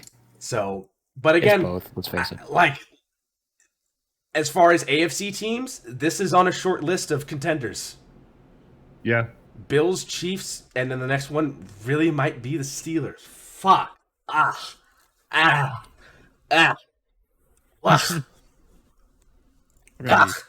See, as a Bengals fan, he hates that. As us, we love the Schadenfreude.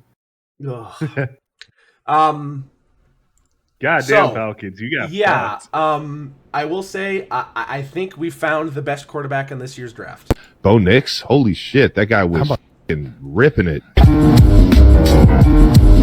It's close. I'm still on the James Daniels train. Maybe look at some of the rookie scores like Nix, Daniels, May. They've been making some. They've been getting some so nasty that is probably somewhat of a travesty. Having then he told the people, you can call me your majesty. Keep your battery charged. You know it won't stick, yo. The way he's able to just like sling it, just oh my goodness. Matthew Stafford. On the flip side of things, what the hell is happening with Kirk Chainz? It's Kirk Cousins. He's inconsistent. We know this, but obviously, yes, Jaden Downs is still in the conversation, but Bronco Bo is definitely in the conversation for, I feel like, now Offensive Rookie of the Year. This guy's nuts. The past few games, he has been on fire. He went 28 for 33 this game for 307 yards, only taking 1 sack, throwing 4 touchdowns and no picks.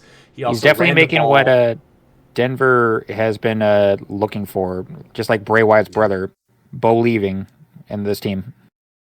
Sean Payton has gone over and over about this. I was listening to the Colin Cowherd show, and Colin Cowherd was saying how Sean Payton has called or messaged him multiple times talking about how good Bo Nix is, and people don't realize how good he is going to be as well. Running the ball for the Denver Broncos, Devontae Williams 9 for 59 and a touchdown. Jaleel McLaughlin 4 for 19. Andre Castime 6 for 16. 105 rush yards and 26 rush carries and a touchdown in total. Receiving, Cortland Sutton 7 for 78. Devon Vele 4 for 66. LaJordan Humphrey 4 for 52 and a touchdown. Marvin Mims Jr. 2 for 49 and a touchdown. Devontae Williams 4 for 28. Troy Franklin 2 for 15 and a touchdown. And then Nate Atkins 1 for 12. For the Falcons, and a touchdown. For the Falcons, Kirk Cousins, 18 for 27 for 173, no touchdowns, 1 pick, 3 sacks. Michael Penix also got on the field. First time he and Bo Nix faced off since the Pac-12 championship last year. 2 for 4 for 24 yards and 1 sack. Rushing, Bijan Robinson. Get your hand off my Penix. Bijan Robinson, 12 for 35, and Jace McClellan, 8 for 15. Only 50 rush yards and 21 carries in total. Receiving, Drake London 3 for 61, Redmond McLeod III 6 for 46, Bijan Robinson 4 for 28, Darnell Mooney 2 for 27, Cadell Hodge 2 for 22, and Kyle Pitts 1 for 9. This Broncos defense is still very good, and especially under the coaching ability of Sean Payton is getting even better. And now especially considering they don't exactly have too many big name players out here outside of I might blank on the cornerback's name. Patrick Surtain. Surtain, thank you. Yeah. Surtain. Yeah, one of the most underrated players in the NFL, definitely. Got him. I see Jaquan McMillan on here. Riley Moss, the white Bronco. John Franklin Myers is another. John Franklin Myers is in there, yeah. Forgot about him. There. Yep. Nick Pitino. Got 2 sacks, 7 total tackles, 4 of them solo, and 2 tackles for losses. So... But again, yeah, this defense is well schemed, has some good players as well, but also just shows up when they need to. The biggest problem for the Falcons here is this is classic Kirk Cousins. We've seen this time and time again. Some weeks you're like, this guy's Peyton Manning. Some weeks you're like, this guy is like not gonna last in the NFL. This is bad. Or he's either that like, all right, I just got paid all the Coles cash I can want. I don't need to play for much else and show my stuff now. That's not Kirk Cousins. That's not Kirk Cousins at all. I don't think Kirk is either he is the Messiah or not the Messiah. Yeah. No, Kirk Cousins mailing it in because he got his money. That's not Kirk Cousins. Kirk Cousins will come to play every day, but his consistency of how that play is good or bad is varying. Kirk Cousins is not the type of guy to trying to find clothes that actually fit you at Kohl's. Man, what do you got against Kohl's? They're catching strays here. My goodness. Just keep making there goes our Kohl's sponsorship, if we had any. They were under anyway. Hi, Ray Shadow Legends. We're looking for a sponsor. Also, this is the classic Falcons in a way of just shitting the bed. What else is new? Yeah.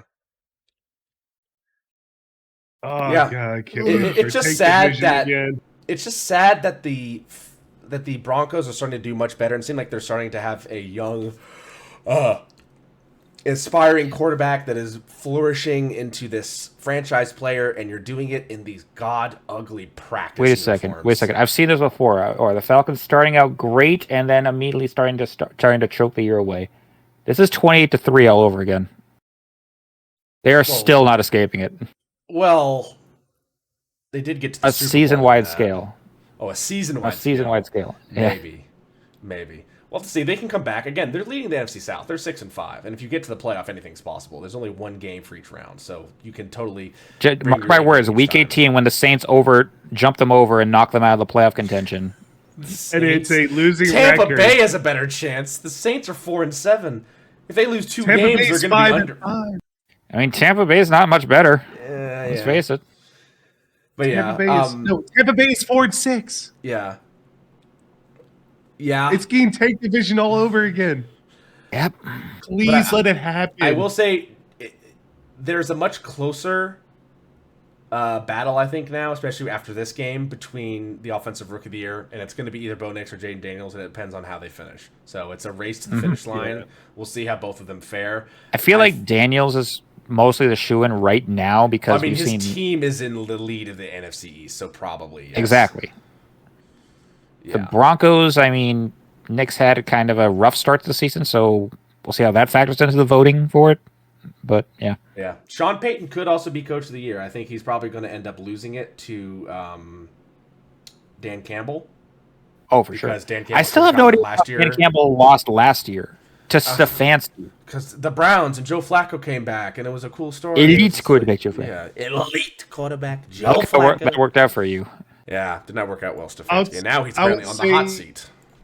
Yeah, the only other person I could see for coach of the year is Dan Quinn. Yeah, I'd say so. I'd say as well. I feel like they need to give it to Campbell, though. I just feel like he got robbed last year. So I know. Campbell deserves it. Speaking of getting robbed, San Francisco needs to install a fucking, Seahawks take your win and run. Yeah. This was a walk-off win, basically, for the Seahawks. 20-17, the final score. Geno Smith scampered into the end zone and then hit the Steph Curry sleeping on him emote, if you will, at the end of that, with 12 seconds left in the fourth quarter. One of my coworkers at my job is a big Niners fan and said that Smith was only starting to run around a lot when Nick Bosa got off the field, which is entirely true. Bosa suffering the injury is not going to be good for the Niners, and they're already extremely banged up as it is. Geno Smith always have injuries every fucking year. They do. This is no. Every even year, not every year. Every even year. Yeah. Geno Smith, 25 for 32 for 221, no touchdowns, 1 pick, 4 sacks. He also ran 4 times for 29 yards and a touchdown. Kenneth Walker, 14 for 54 and a touchdown. Jackson Smith-Njigba, 1 for 8, 94 rush yards and 23 carries for 2 touchdowns total. Receiving, JSN, 10 for 110, DK Metcalf, 7 for 70, Lockett, 2 for 19, Barner, 2 for 15, Kenneth Walker, 3rd, 2 for 5, and Charbonnet, 2 for 2. For the Niners, Brock Purdy, 21 for 28 for 159 yards with 1 touchdown, 1 pick, and 2 sacks. A decent day from him there. Running the ball, Christian McCaffrey's back, 19 for 79. Brock Purdy, 5 for 40 and a touchdown, and Jordan Madison, 2 for 13. I feel like they're definitely tapering McCaffrey, not throwing him back into action fully, but also at the same time he could be a little rusty with how it is there. Receiving, Juwan Jennings, 10 for 91 and a touchdown. McCaffrey, 4 for 27. Deebo Samuel, 4 for 22. Kyle Juszczyk, 2 for 12. And Eric Saube, 1 for 7.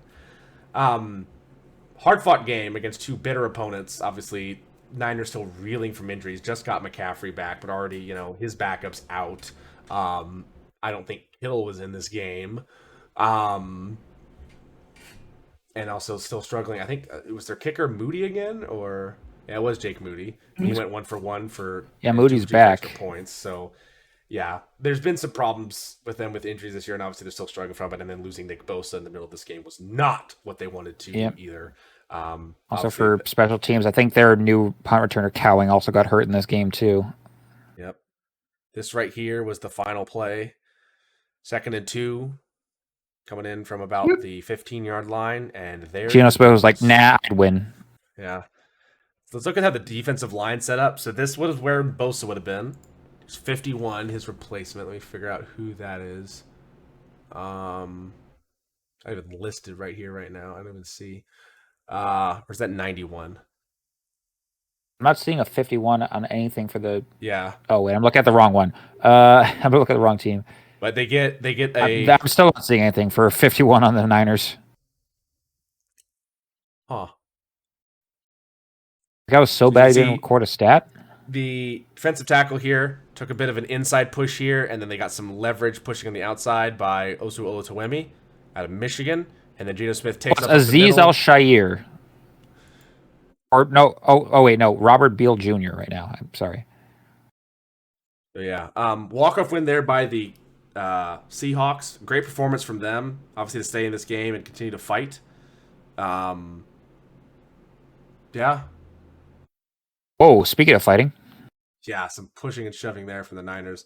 I feel like their season's boiling over. They've entered this feeling like Super Bowl favorites, or at least to be able to return, and now their season is slowly starting to spiral down the drain, and it's leading to frustration left and right. Mostly factors they can't control. Injuries, obviously. So they are 10th in the conference. Yep. Seattle ahead of them. LA ahead of them, and then Washington's at that last spot at 7-4. Yep. Not much else to say about this one. A good win, clutch time for Geno Smith. Still proves that he can do it where it matters, and the Niners still being inconsistent and injury prone. So hats off to the Seahawks for getting the win there, and Niners clean it up. Oh, what a game! He got him. Josh Allen, holy fuck. Yeah. Yeah. I feel like the Josh Allen MVP odds after this game might have risen. Might have risen. I need to find this this Instagram post that I like that talked about the MVP odds for the different players in the NFL right now. You do that. So final score 30 Buffalo, 21 Chiefs. They finally lose, making the 72 Dolphins still standing alone as the undefeated team of all time. For the Chiefs, Patrick Mahomes had an interesting day. 23 for 33 for 196, 3 touchdowns, 2 picks for a 90% rating. That's kind of rough for him. Rushing, Kareem Hunt, 14 for 60, McCole Hardman, 1 for 9, Xavier Worthy, 1 for 7, and Steele, 1 for 2.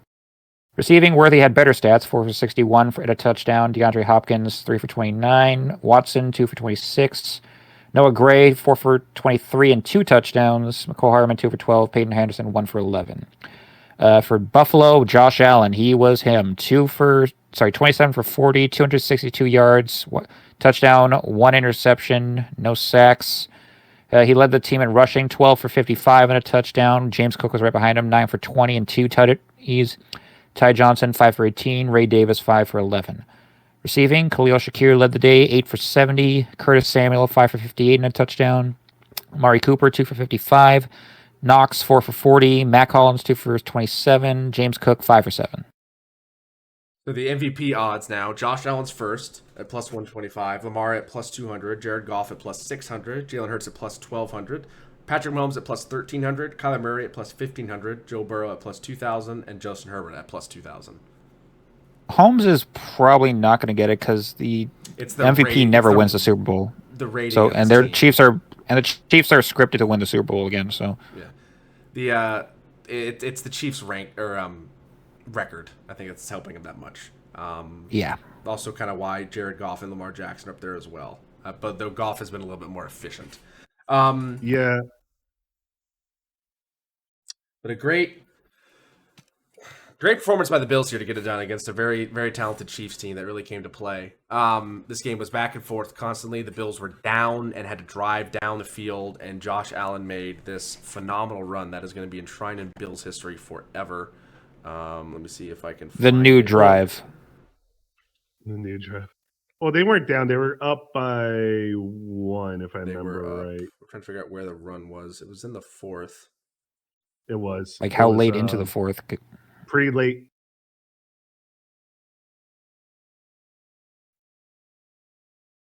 Just past this. Shaquille got hurt here? Yeah, I think he was out for... Right about here. Josh Allen just makes a absolute play. 4th and 2. Lined up just past the 25, about the 26.5-yard line. Fakes Allen a pump. Forward, goes for a run. Right, gets the first down. Fine. Like, I'll do it myself. Damn. Bitch, I'm not done. All that emotion, all that drive. I think the kicker for this in the game is that well, Tyler Bass for one. I think, again, I never played in the NFL, but I did play sports, football, basketball, baseball, the whole thing. When you're in like the post-game handshake, gather up and everything, you usually don't talk a lot of smack. Usually that's the sportsmanlike thing to do, right, is to not do that. When they went to shake hands in the center of the field after the game, Patrick Mahomes said, "We'll see how you do in the playoffs." Really? Yeah. Like, again, like I've said this once, I said before, Patrick Mahomes is not a class act guy. I was not, I mean, I know he wasn't like the best, but I was not expecting a mid-season heel turn from Mahomes. Yeah, it's... Oh, yeah, I could read the lips there. I could read the lips there. Yeah. Hats off to Josh Allen. Right. Hats off to Josh Allen after the game when the reporters asked him about it, when he was just like, yeah, we're just going to take it one game at a time and go for it, didn't retaliate back to it. But again, he did this before last year when the Chiefs lost to the Bills because of a penalty that was called against the Chiefs. That was the right call to make. I forgot about that. And Patrick Mahomes threw a fit on the sideline and was complaining to the refs, and after the game was complaining to Josh Allen about the call when Josh Allen doesn't do anything with the call. Yeah. again, this is not just my distaste for Patrick Mahomes because I'm a Bengals fan. This is me just thinking he is not the class act the NFL continues to try to portray him that's definitely as. He's the face of your franchise, but that's like saying like Austin Theory is the face of the WWE. Like the guy's got no what's the word I'm looking for here? He's got Couth, yeah, he's somewhat uncouth. He got no balls. Patrick Mahomes has balls. He just sometimes speaks with them more than he thinks with them sometimes. So, and sometimes throws them without looking. A great win for the Bills. Also, yeah, that interception by Josh Allen that was absolutely horrible. That was dumb. Never saw one. That was just a Josh Allen interception. Their defense, despite these injuries, looks really good, which is great for them, and they're able to overcome the Spagnuolo defense, which has troubled so many teams this year. It's a Rubik's Cube that not many people can solve, trying to get past the Spagnuolo. Though I am, schemes. And Von Miller, 2 total tackles, 1 tackle for a loss, and 1 sack. If he continues to try to kind of up his play, because obviously he wasn't on the field at all last year, trying to get back into being the MVP, defensive MVP talent that he can be, I think would be very key for this defense to continue to push forward. But so he doesn't get any more off the field trouble. Yeah. But I mean, for the Chiefs, it's not really any reason for them to worry. You didn't complete the perfect season. Boo womp. You have the Panthers, the Raiders, the Chargers, which could be an iffy one because they actually did challenge you last time you played. But then you have Cleveland, Houston, Pittsburgh, and Denver. So Carolina, Las Vegas, and Cleveland might be the 3 worst 3 teams in the NFL right now. And then you have a tough game against the Chargers and a tough game against Houston and a tough game against Denver. And the only Super Bowl contending team on that list is the Steelers, who, are just now in that conversation, it seems like. So this schedule for the end of them is somewhat of a breeze for certain games. Obviously, you can't not show up in the NFL, but at the same time, you can probably play one horrible quarter against the Panthers and still be 27. It's very likely you can still enter the playoffs 16-1. Yeah. Even I feel like it's still a record. All right. Let's move on from that great win by the... yes. The Bengals bungled more than the Chargers. This was almost a tale of two halves. Also, this was the first time the Bengals have ever won white tops and orange bottoms. And they still lost. Yes. It doesn't look bad. No, it doesn't at all. I'm just surprised they've never done it before. It seems like a pretty decent color combination you would just go with. I feel like I've seen this color combination before. They haven't never done it, which is crazy.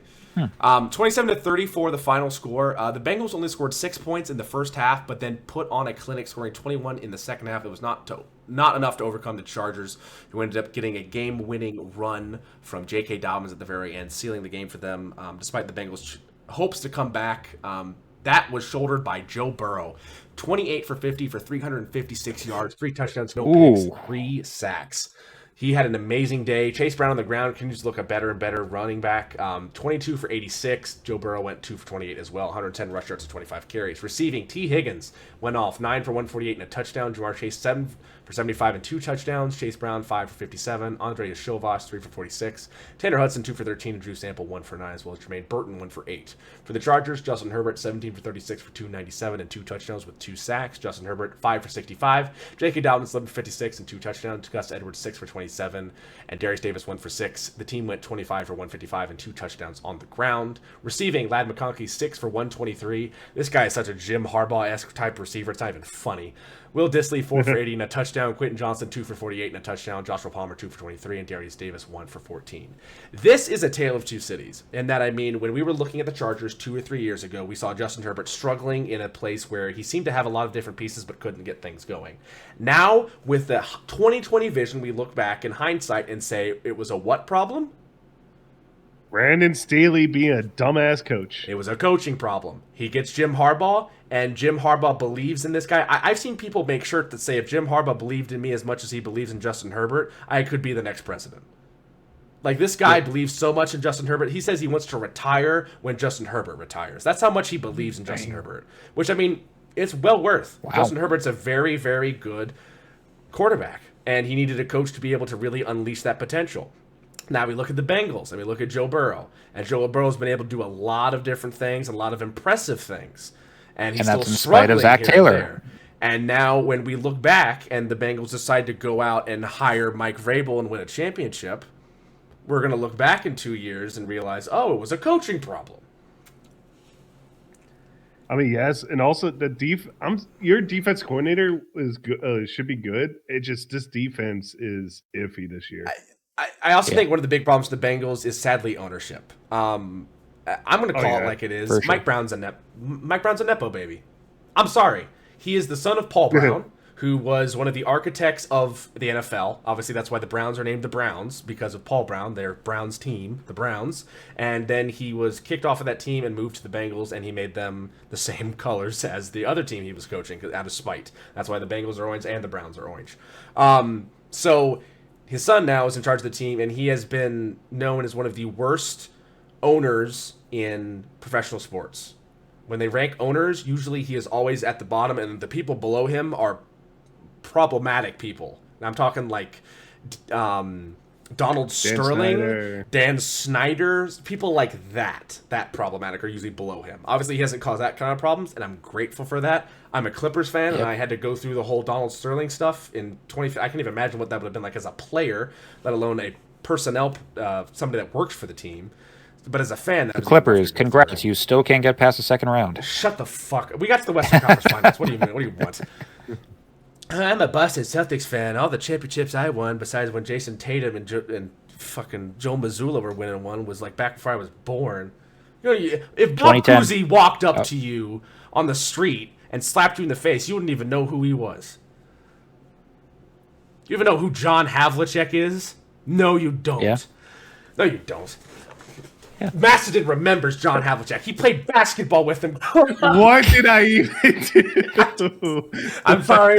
Put a vest on your catching strays. Anyway. Also, I don't know because I don't watch basketball. Yeah, I don't watch baseball, and you still complain to me every time I say baseball. All I'm saying is that the Celtics have 18 banners. How many do the Clippers have? You had 18 banners back when there were like 4 teams. Still have 18 majority, banners. Yeah, the majority of those were back when there were not that many teams. Anyway, yeah, we couldn't get banners because the owner of our team was an idiot, and he was the owner for the longest time. But yeah, I sadly think one of the biggest things the Bengals need to have done is the team needs to have a different owner, and NFL teams are so expensive nowadays that's going to be hard to do. And also, I would be concerned with Cincinnati being a small market that you sell the team to an owner and the guy moves them. Did I ever tell you the story about Mike Brown, actually? So my uncle, he was on the board of directors for Baylor for being like a former like professor of theirs. And he ends up in this meeting where just every NFL owner just happens to be in the same room. I have no idea how, but he ends up talking with this guy, and he thinks he's like talking to like the equipment manager or something. And then somebody just leans to him, you know, you're just talking to the owner of the Bengals, right? Mike Brown, yeah. Yeah. Because like everyone's like wearing suits, and he's just like they're like, I guess like just like a like very weird with his like polo shirt. It's very weird with his contract negotiation. He doesn't tend to pay anybody except quarterbacks. Like he made Andy Dalton the highest paid quarterback in the NFL for a while. I remember that, yeah. What the fuck?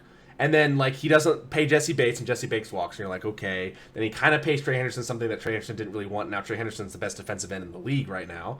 And then he can't organize something with T. Higgins or Jamar Chase early, which would favor your pocketbook later, but instead, you can't get anything done with them. And it's just like, now you're going into the offseason where you might lose Jamar Chase and T. Higgins, and you just have Joe Burrow. And you also, your contract negotiating with Joe Burrow was horrible. You got him to sign, but he also signed for so much money you can't pay anybody else. Yeah. And at this point, there's a good chance T. Higgins might be playing his last season as a Bengal here. I mean, I pray not, but at the same time, like, yeah, and we're probably also going to lose. Don't even get me started on next season when Hendrickson and Jamar Chase's contracts are up. Yeah. And Jamar Chase was trying to organize an extension. That way he could remain on the team for a longer amount of time, and it wouldn't cost them that much money because the cap. They pull like what the Dodgers did with Shohei, where they just like wait a couple, like only pay him like $1 million a year, and then that like the next $300 million come in like a decade from now. But for the Chargers, back up the Bengals and talk about the Chargers, I've never seen a team turn around so quickly with just a coaching change. They have the top defense in the NFL, and their offense is clicking like a well-oiled machine, and it's perfectly balanced. I mean, I think one of the biggest things should be. one of the biggest things I think they did is getting rid of Austin Eckler, which he was a little bit older, but also at the same time, I feel like having your number one running back be a passing running back or a receiving running back is a little bit difficult to balance well, because Austin Eckler between the tackles is probably worse than Taysom Hill between the tackles. So yeah. But hats off to the Chargers. They're 7-3. They're obviously in division with Kansas City, but it seems like they're going to be able to secure an AFC wildcard spot, and deservedly so. They've been a very good team on both sides of the ball, and it seems like Justin Herbert is going to flourish into an MVP caliber candidate. So we'll see how that turns out for him. And then for the Bengals, the chances of making the playoffs right now are around 13%. If they win the rest of their games, the chances to make the playoffs get into the upper 90s. So their remaining games, the Bengals, I'm looking up, are the Pittsburgh Steelers at home.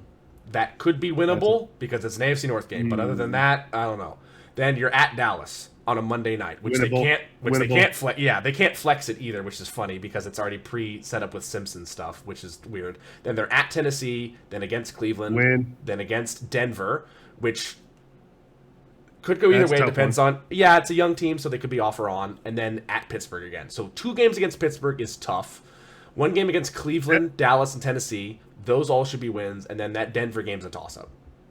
So the second Steelers game, that's the last game of the season. So it depends if Steelers have is the seeding already set. That can be a win because they won't be playing everybody. While Bengals could be like, hey, we're trying for a playoff spot. Yep. So yeah. That's a good way to cover up that game there. Good job by the Chargers. And, I mean, if the Bengals would have started out the game playing a little bit better, they probably would have won the game. But because they had to come back from such a devastating deficit midway through the game, it just was tough. Ladies and gentlemen, the Battle of Texas. Creating takeaways. 64-yard try by Aubrey. He's got it. Oh. Who the fuck is that guy? Oh yeah, Cooper Rush. Here, hold this. Who the fuck is that guy? At the edge, Cowboys pick. Stop. Get up, pass. Here, hold this. They get up there. Hand to Mixon. Off he goes. Joe Mixon, goodbye. Touchdown, Texas. What? What the hell is even that? Every week we taking belt to ass. You know, coming up.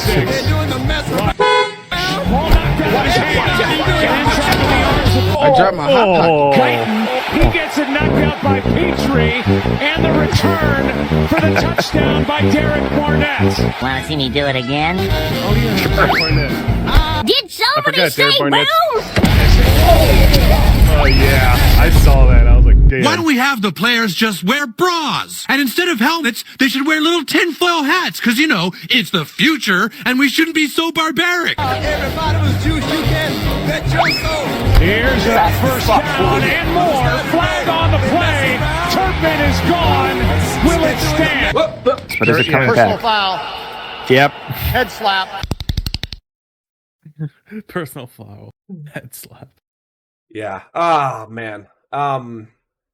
It makes me happy, but Houston, you almost fucked up. Houston almost fucked up. Yeah, they had some rough moments. I mean, the game was 17-10 going into the half, and then Houston realized, hey, this is the Cowboys, and they scored 17 unanswered points in the second half, causing a landslide victory for them by 24 points, 34-10, the final score from Jerry World.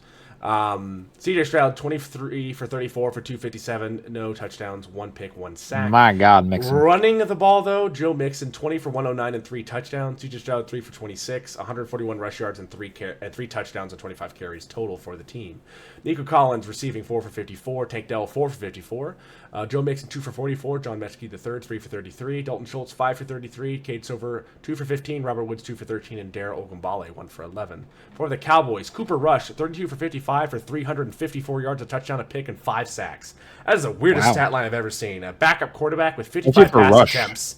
Yeah, 55 pass attempts. That man needs Tommy John surgery. Hold on. You know why? Mike McCarthy. Yeah, 500 or 354 passing yards, 1 interception, 1 touchdown, 5 sacks. That guy's hurting. Running the ball, they only ran the ball 18 times. 18 carries for 64 yards. The leader was Dwaddle with 28 and CeeDee Lamb with 13 carries on 1 sweep. That, and then also, on why top did of that, you even bring Ezekiel Elliott back then? What the fuck was this play? What are these trick plays that Dallas runs? Last year with, Zeke Elliott as a single center blocking 3 players, and now there's this, lob pass I don't know that my that grandmother could have thrown to this man, which is an absolute hospital pass. You need to pay his medical bills for his new spine that he needs. Yeah, he's on the ground hurting, look at it. Man. You knew that play was going to get somebody hurt. Why are you getting people hurt? The balance, 56 dropbacks and 18 rush attempts. And 2 of those rush attempts were by Cooper Rush, which were probably not designed. So we're actually literally looking at 57 pass attempts and 16 rush attempts. Mm-hmm. Jerry Jones, do you not watch this podcast? Run the damn ball. What are we doing? Why'd you bring He's been Zeke trying. back? Dawdle is not it. Vaughn is not pass. getting enough touches for us to tell if he's good or not. Elliott, I mean, it's late done. stage Zeke. What do you fucking expect from him? Yep. Yeah. I will say for the Texans, it's definitely not encouraging to see CJ Stroud have a really kind of visual sophomore slump. It's weird that we're saying this when they won by 24. Yes, because there was some, we saw that interception just a few plays ago. Yeah, it's but very obvious and very whoa, what are we doing? Also, doesn't help that Laramie Tunsil loves flags. Yeah, he's like the Michael Jordan of this. And I'm talking about the Patriots version of Michael Jordan, not the NBA legend. Yeah, that Michael Jordan. So, yeah, anyway, not much to say. The Cowboys are not a sinking ship. The ship's at the bottom of the ocean and currently being explored by a bunch of rich philanthropists in a small little submarine. Yes. So... The team we thought as unsinkable sunk 8 years ago. Was it the Joe Mixon one? No. Or I think it What's might the be juke you were talking about? It's right after this. What, here? That's...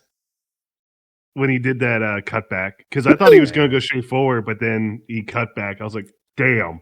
Still a little very hop he did over that defender. Let's see the replay of this. And 41 or Bell was just like, just hops over Butler, like he's playing jump rope. Oh my goodness, what a Deion Sanders-esque type celebration in the end zone. Yeah. Oh my goodness. I miss and I'm looking at the receiving thing. I just realized Jonathan Mingo 0 for 0 after 4 targets. Also, why did you trade for him again? Trey Lance never got in the game. Brian Anger got in the game. Number 5. Is that even a quarterback? Let me look this up. Brian Anger is no. Their punter. The punter. Oh, he's the one. Yeah, he threw the hospital pass. Oh yes, yeah. All right. Let's go ahead and look at the final game. Trey Lance is on your team. Yeah, get Trey Lance some touches. That guy got barely any time in San Francisco because he got hurt, and then Brock Purdy just appeared, and then This was, and I know you're biased because of snow. Even besides that, this was a great game. Started out slow. Look at slow. Look at this goober, bro. Look how happy but sad he looks to be in this. He's like, I love this, who but please definitely get me out of wants this. to be in Cleveland right now. Oh, I won, so I guess I'll be a little happy. Look at him. He's like, please get me out of the cold, man. I want to go back to New Orleans. I want to go back to Florida. I need some hot cocoa, please. Don't even steal it like I did those crab legs. This game was... the pictures from this game alone could just I could mount them on a wall if it wasn't these two ugly teams playing. But oh my goodness, the spectacle of a snow game is always amazing. 19-24 the final score. The Steelers fall to the Browns late. Browns with a comeback win. For the Steelers, Russell Wilson 21 for 28 for 270 with a touchdown, no picks, and 4 sacks. Jalen Warren 11 for 45 and a touchdown. Najee Harris 16 for 41. Justin Fields 3 for 26 and Russell Wilson 3 for 10. For receiving, Calvin Austin III 3 for 78 and a touchdown. Pat Fryman 4 for 59, George Pickens 4 for 48, Van Jefferson 2 for 39, and Jalen Warren 3 for 19, as well as Darnell Washington 3 for 14, and Najee Harris 2 for 13. For the Browns, Jameis Winston 18 for 27 for 219, no touchdowns, 1 interception, 1 sack. and also ran for a touchdown. It was 3 for 7 there in the rushing department, where he jumped into the end zone and was like John Elway flipped in midair. Jerome Ford 4 for 19 and Nick Chubb 20 for 59 with 2 touchdowns on the ground. The Cleveland rushing department was 85 yards on 27 carries for 3 touchdowns. For the Browns receiving department, Jerry Jeudy 6 for 85, Jordan Atkins 3 for 38, Blake Whiteheart 1 for 29, Cedric Tillman 2 for 28, Elijah Moore 3 for 21, David Njoku 1 for 9, and Jerome Ford 1 for 8. After the game was finished, obviously the Steelers were behind, then got ahead, and then didn't really manage the game well at the end, and the Browns got the ball back, made a drive, and the Steelers were making a drive, as we showed you earlier in this podcast. We're talking about it, and it fell short. And after that, there was a interesting kerfuffle at the end there. This is not the right one. No, that's not the right one. No, but that was a nice run by... Your Nate Tree might do the greatest game video this week. Oh, for sure, yeah. I watched a bit of a stream right before we started the podcast, and he was talking about it. Sorry for this being like 2 pixels, but here is the pass. If the Steelers will lose. The snow is crazy here. And the ball goes up in the air, and it doesn't work. As you can see, as you can see it, in the back of the end zone, watch the back of the end zone. There's a video on ESPN I'm seeing where they highlight it here. Watch like right here. Watch right here. Yep. That's Pickens and Did you see at the very end? Yeah. Pickens just... Here you go. And when you see this, it's the media personnel trying to hold them back to try and separate them. There's a ref in there, and then these Newsom's over there chirping. Yeah. Pickens is still pissed and still being held back. Yeah. Oh my goodness. And by his own teammates, not by security. Those are just the camera guys. Great win by the Browns to be able to come back and win this game at home in a big division win against, again, as we were talking about earlier, Steelers team that we feel like now is a Super Bowl contender. This is not a good look for you. Losing to a 2-8 team. Yeah. Not a good look. Not a good look. However, you're still in a good position. The script where you started out great and then started to lose the end of the year and then lost in the wild card. Flashback to the 2020 season. Yep. Also, what was it? Oh, one thing Cleveland did do well, they were able to keep TJ Watt from wrecking shit. Yep. So, play a picture real quick before we go into the Tank Bowl and then our predictions. Kansas City in the AFC. We'll start with the AFC. Kansas City 9-1, Buffalo 9-2, Pittsburgh leading the AFC North, they're 8-3, and Houston Texans leading the AFC South, or 7-4. Then the 3 wild card spot: Chargers 7-3, Ravens 7-4, Broncos 6-5. Just outside of it, you have the Colts 5-6, Dolphins 4-6, Bengals 4-7, Browns are 3-8. Everything with the Browns and lower seems like it's probably statistically improbable, but not impossible for them to get in. Browns 3-8, Jets 3-8, Patriots 3-8. Well, teams like the Jaguars, Patriots, and Raiders is basically over. Titans are basically done through. Jets, it's gonna take them forever, to get eliminated, but they're going to get eliminated. Yeah. And then for the NFC, the Detroit Lions are 9-1. They're leading the NFC North. The NFC East, the Eagles are now in command. They're 8-2. Cardinals are leading the NFC West. They're 6-4, and the Falcons are leading the NFC South, 6-5. Then the 3 spots for the wildcard teams: Vikings are 8-2, Packers are 7-3, Commanders are 7-4. Then just in the hunt, 5-5 Rams, 5-5 Seahawks, 5-5 Niners, 4-6 Buccaneers, and then 4-6 Bears, and then this is where it gets a little murky. 4-7 Saints, 3-7 Panthers, 3-7 Cowboys, 2-8 Giants. Seeing the Dallas Cowboys at 15 out of 16 in the NFC. Oh, Macedon, doesn't that make you thankful? Doesn't that make you so thankful? It makes the whole country outside of Dallas faithful. What makes it even better? It's Dallas then the Giants too. That's a good point. That's a good point. Also, I do have to say this. Somehow Carolina can still win the NFC South because the Falcons record. Right. Tampa Bay. Carolina can win the South. Carolina wins the South. I will. If Carolina wins the South, I'll chug an 1/8 of Malort. Like, there's no way. Tank Division version 3.0. Yeah. For sure. I feel like as far as the chance of teams getting in the playoff here, I feel like everything Browns and below, there's very little chance. Obviously, I'm biased with the Bengals, but they still have a chance. Their last portion of their schedule is not super strong, so they could win with that, and the Dolphins. Colts and Dolphins, I could definitely see possibly making it in if everything goes right for them. Colts also have to play the Texans against. There's that coming up. The Broncos will have to play the Chiefs again. I think it's going to be rough because Chargers, Ravens, and Broncos is not going to drop so many games. Also, I think the Broncos Miami. good. I'm pretty. The first 4 teams definitely got it locked up. I feel like. Not the Steelers. The Steelers and Ravens could interchange at will. They're very close. Fair, yeah. Also, Miami's rest of the schedule is kind of rough. Well, kind of. Patriots next, then the Packers, Jets, Texans, Niners, Patriots Browns, are basically Jets. turnstile still, especially with Tua back. I mean, the Miami Dolphins, it's just like, if Tua's playing, that they can win games. If he isn't, then they can't win games. It's just like... Ugh. Right. NFC, we're looking at a couple different teams. Obviously, I think the Detroit Lions got the NFC North on at least somewhat of a lock, or at least, at the very least, they're going to be in the playoffs. The Eagles, I think, will remain in the playoffs. They could swap out with the Commanders, though. The Cardinals, that race is super close. You can't tell. And the Falcons, that race is super close. You couldn't tell. But I think the Packers and Vikings are probably locked for this. They still seem like very good teams. I think the Commanders are also locked. So I feel like it's going to be very hard for anything other than these 7 teams to get in here. It would take a really late-year surge by the Niners, Buccaneers, or Rams to get in. I don't think the Seahawks have it, and I don't think anyone lower than the Bears have it either. Unless you let Taysom Hill play every down in every different position, then maybe the Saints have a chance. I am not counting out Saints and Carolina yet because of tank division. Mm-hmm. I think Kirk Cousins might be able to be a little bit more consistent, and I don't think the Falcons will lose that division spot to anybody. Unless Baker Mayfield certainly a big listens to Brain Stew every day, then they might go higher. All right, let's go ahead and get to a quick segment. No gambling with Gorlami, so we're going to go immediately into the Tank Bowl.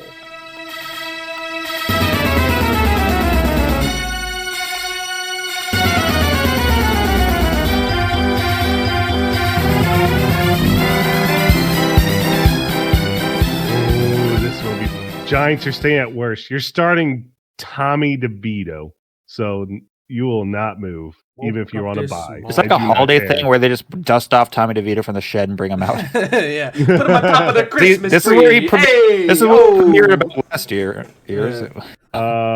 Browns, I guess you'll be put as stinky. Comeback win in the snow games. Cool. Stinky. Wow. Jaguars lost by like 40. A lot. Yeah, you haven't fired Peterson yet. Taysom Hill. Saints. Taysom Hill.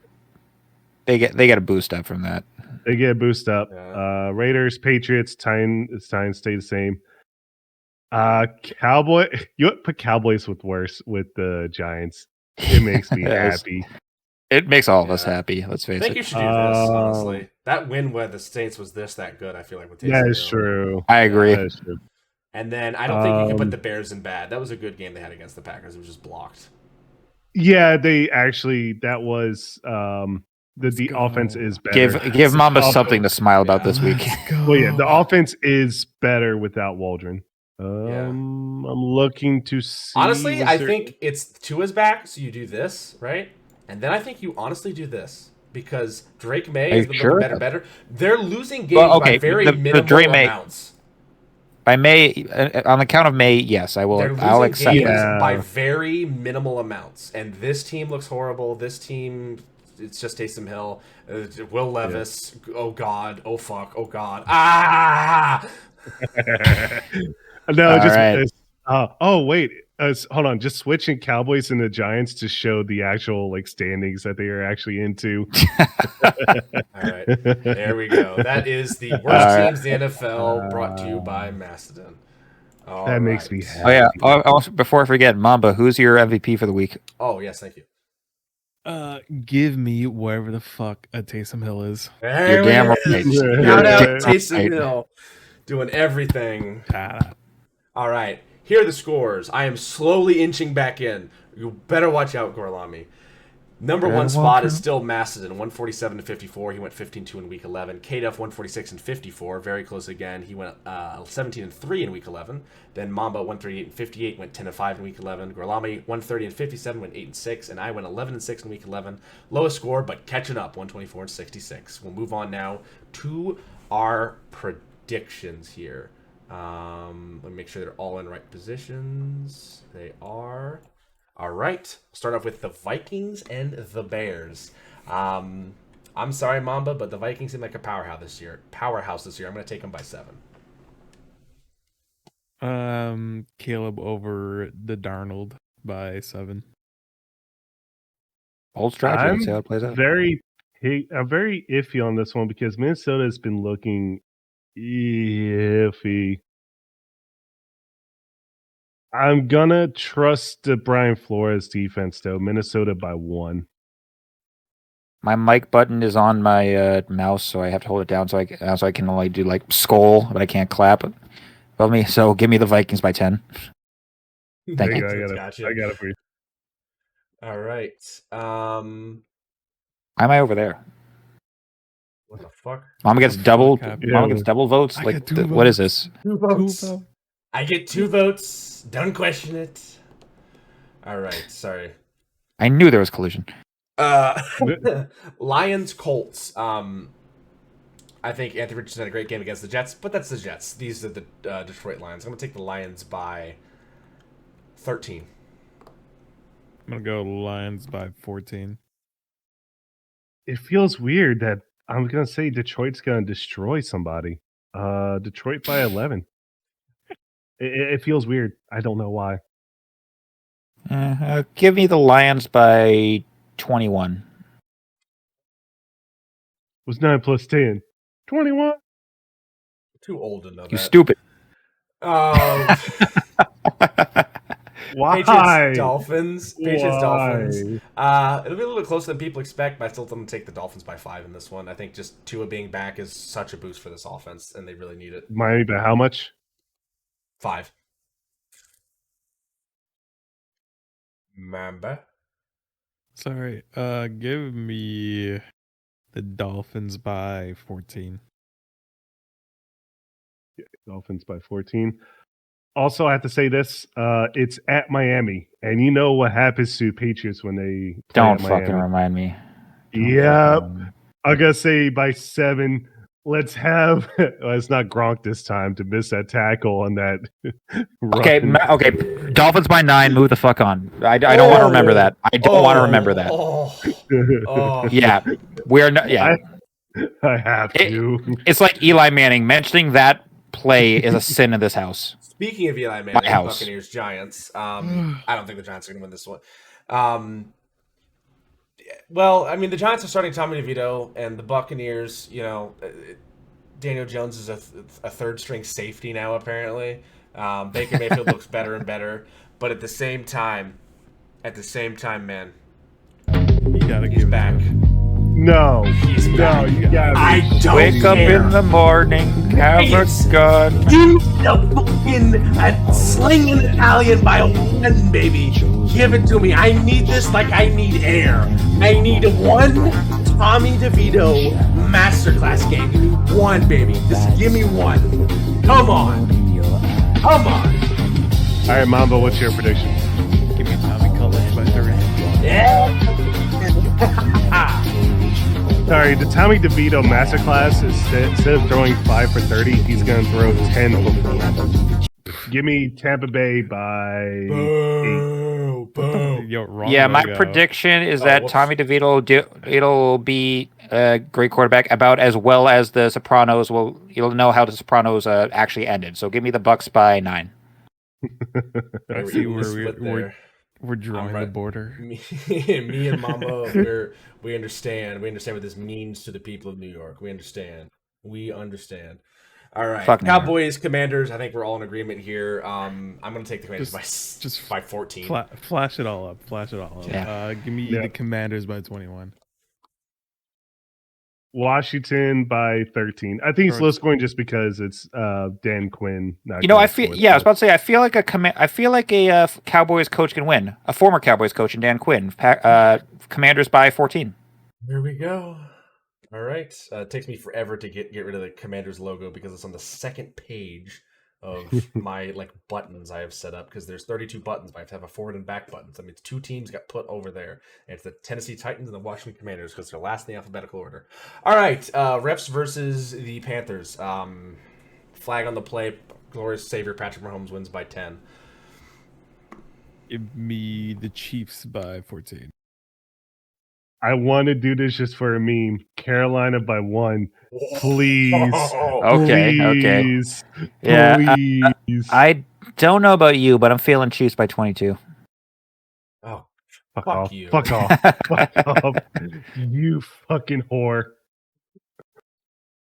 All right. Titans, Texans. Texans are struggling. However, they have an offense and weapons. The Titans are struggling. They have Will Levis and a bucket of mayonnaise. That could go a lot of different ways. Don't look too far into it. No. Wrong button. I was about to say. Wrong button. Texans by 14. Don't look far into it. Okay. Jesus Christ. Give me the Texans by 10. Texans by 8. Give me the Texans by 13. Okay, all in agreement with the Texans there. All right, next up we have the Broncos versus the Raiders. Wait, is this these are the Thanksgiving games, right? No, the Thanksgiving games start with No, this next isn't. week. That's next week. Never mind. I was like kind of confused. So I know Thanksgiving's like coming up. But yeah, this is after this weekend. So yeah, Broncos, Raiders. Bo Nix has looked very good. I'm going to take him and his team by 5 in this one. It'll be a little bit close, though. The Raiders can put up a fight.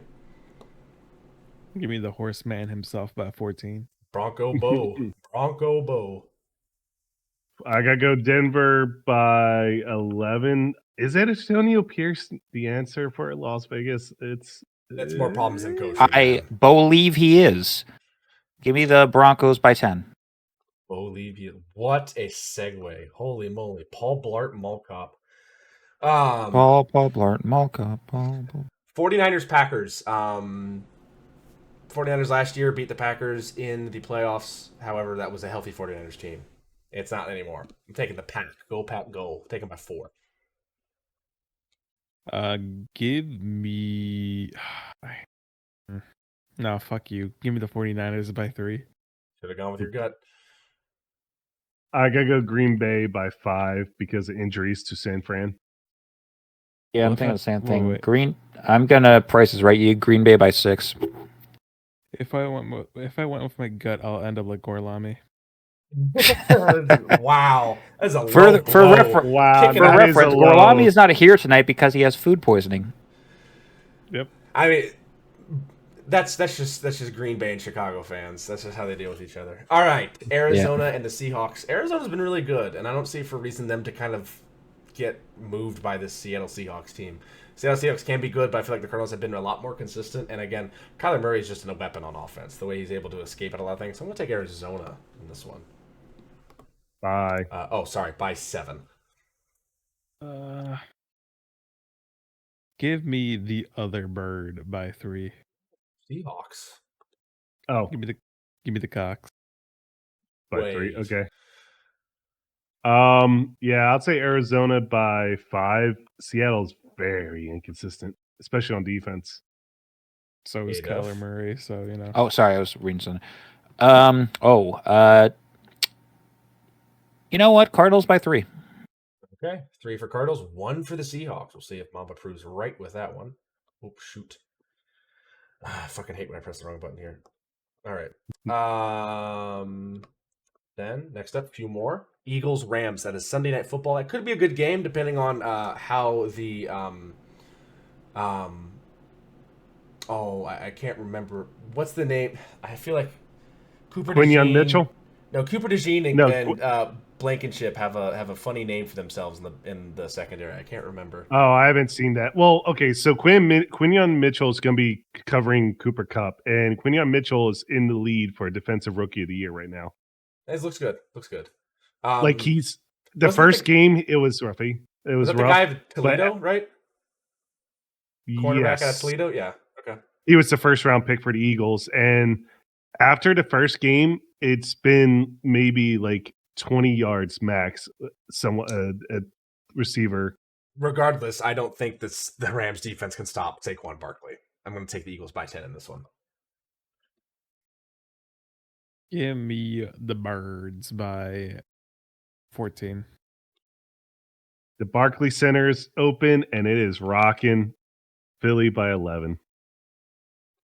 Give me Philly by 6. Agreements with Philly there. Alrighty. Moving on to Monday Night Football. Ravens Chargers. Chargers have the best defense in the NFL.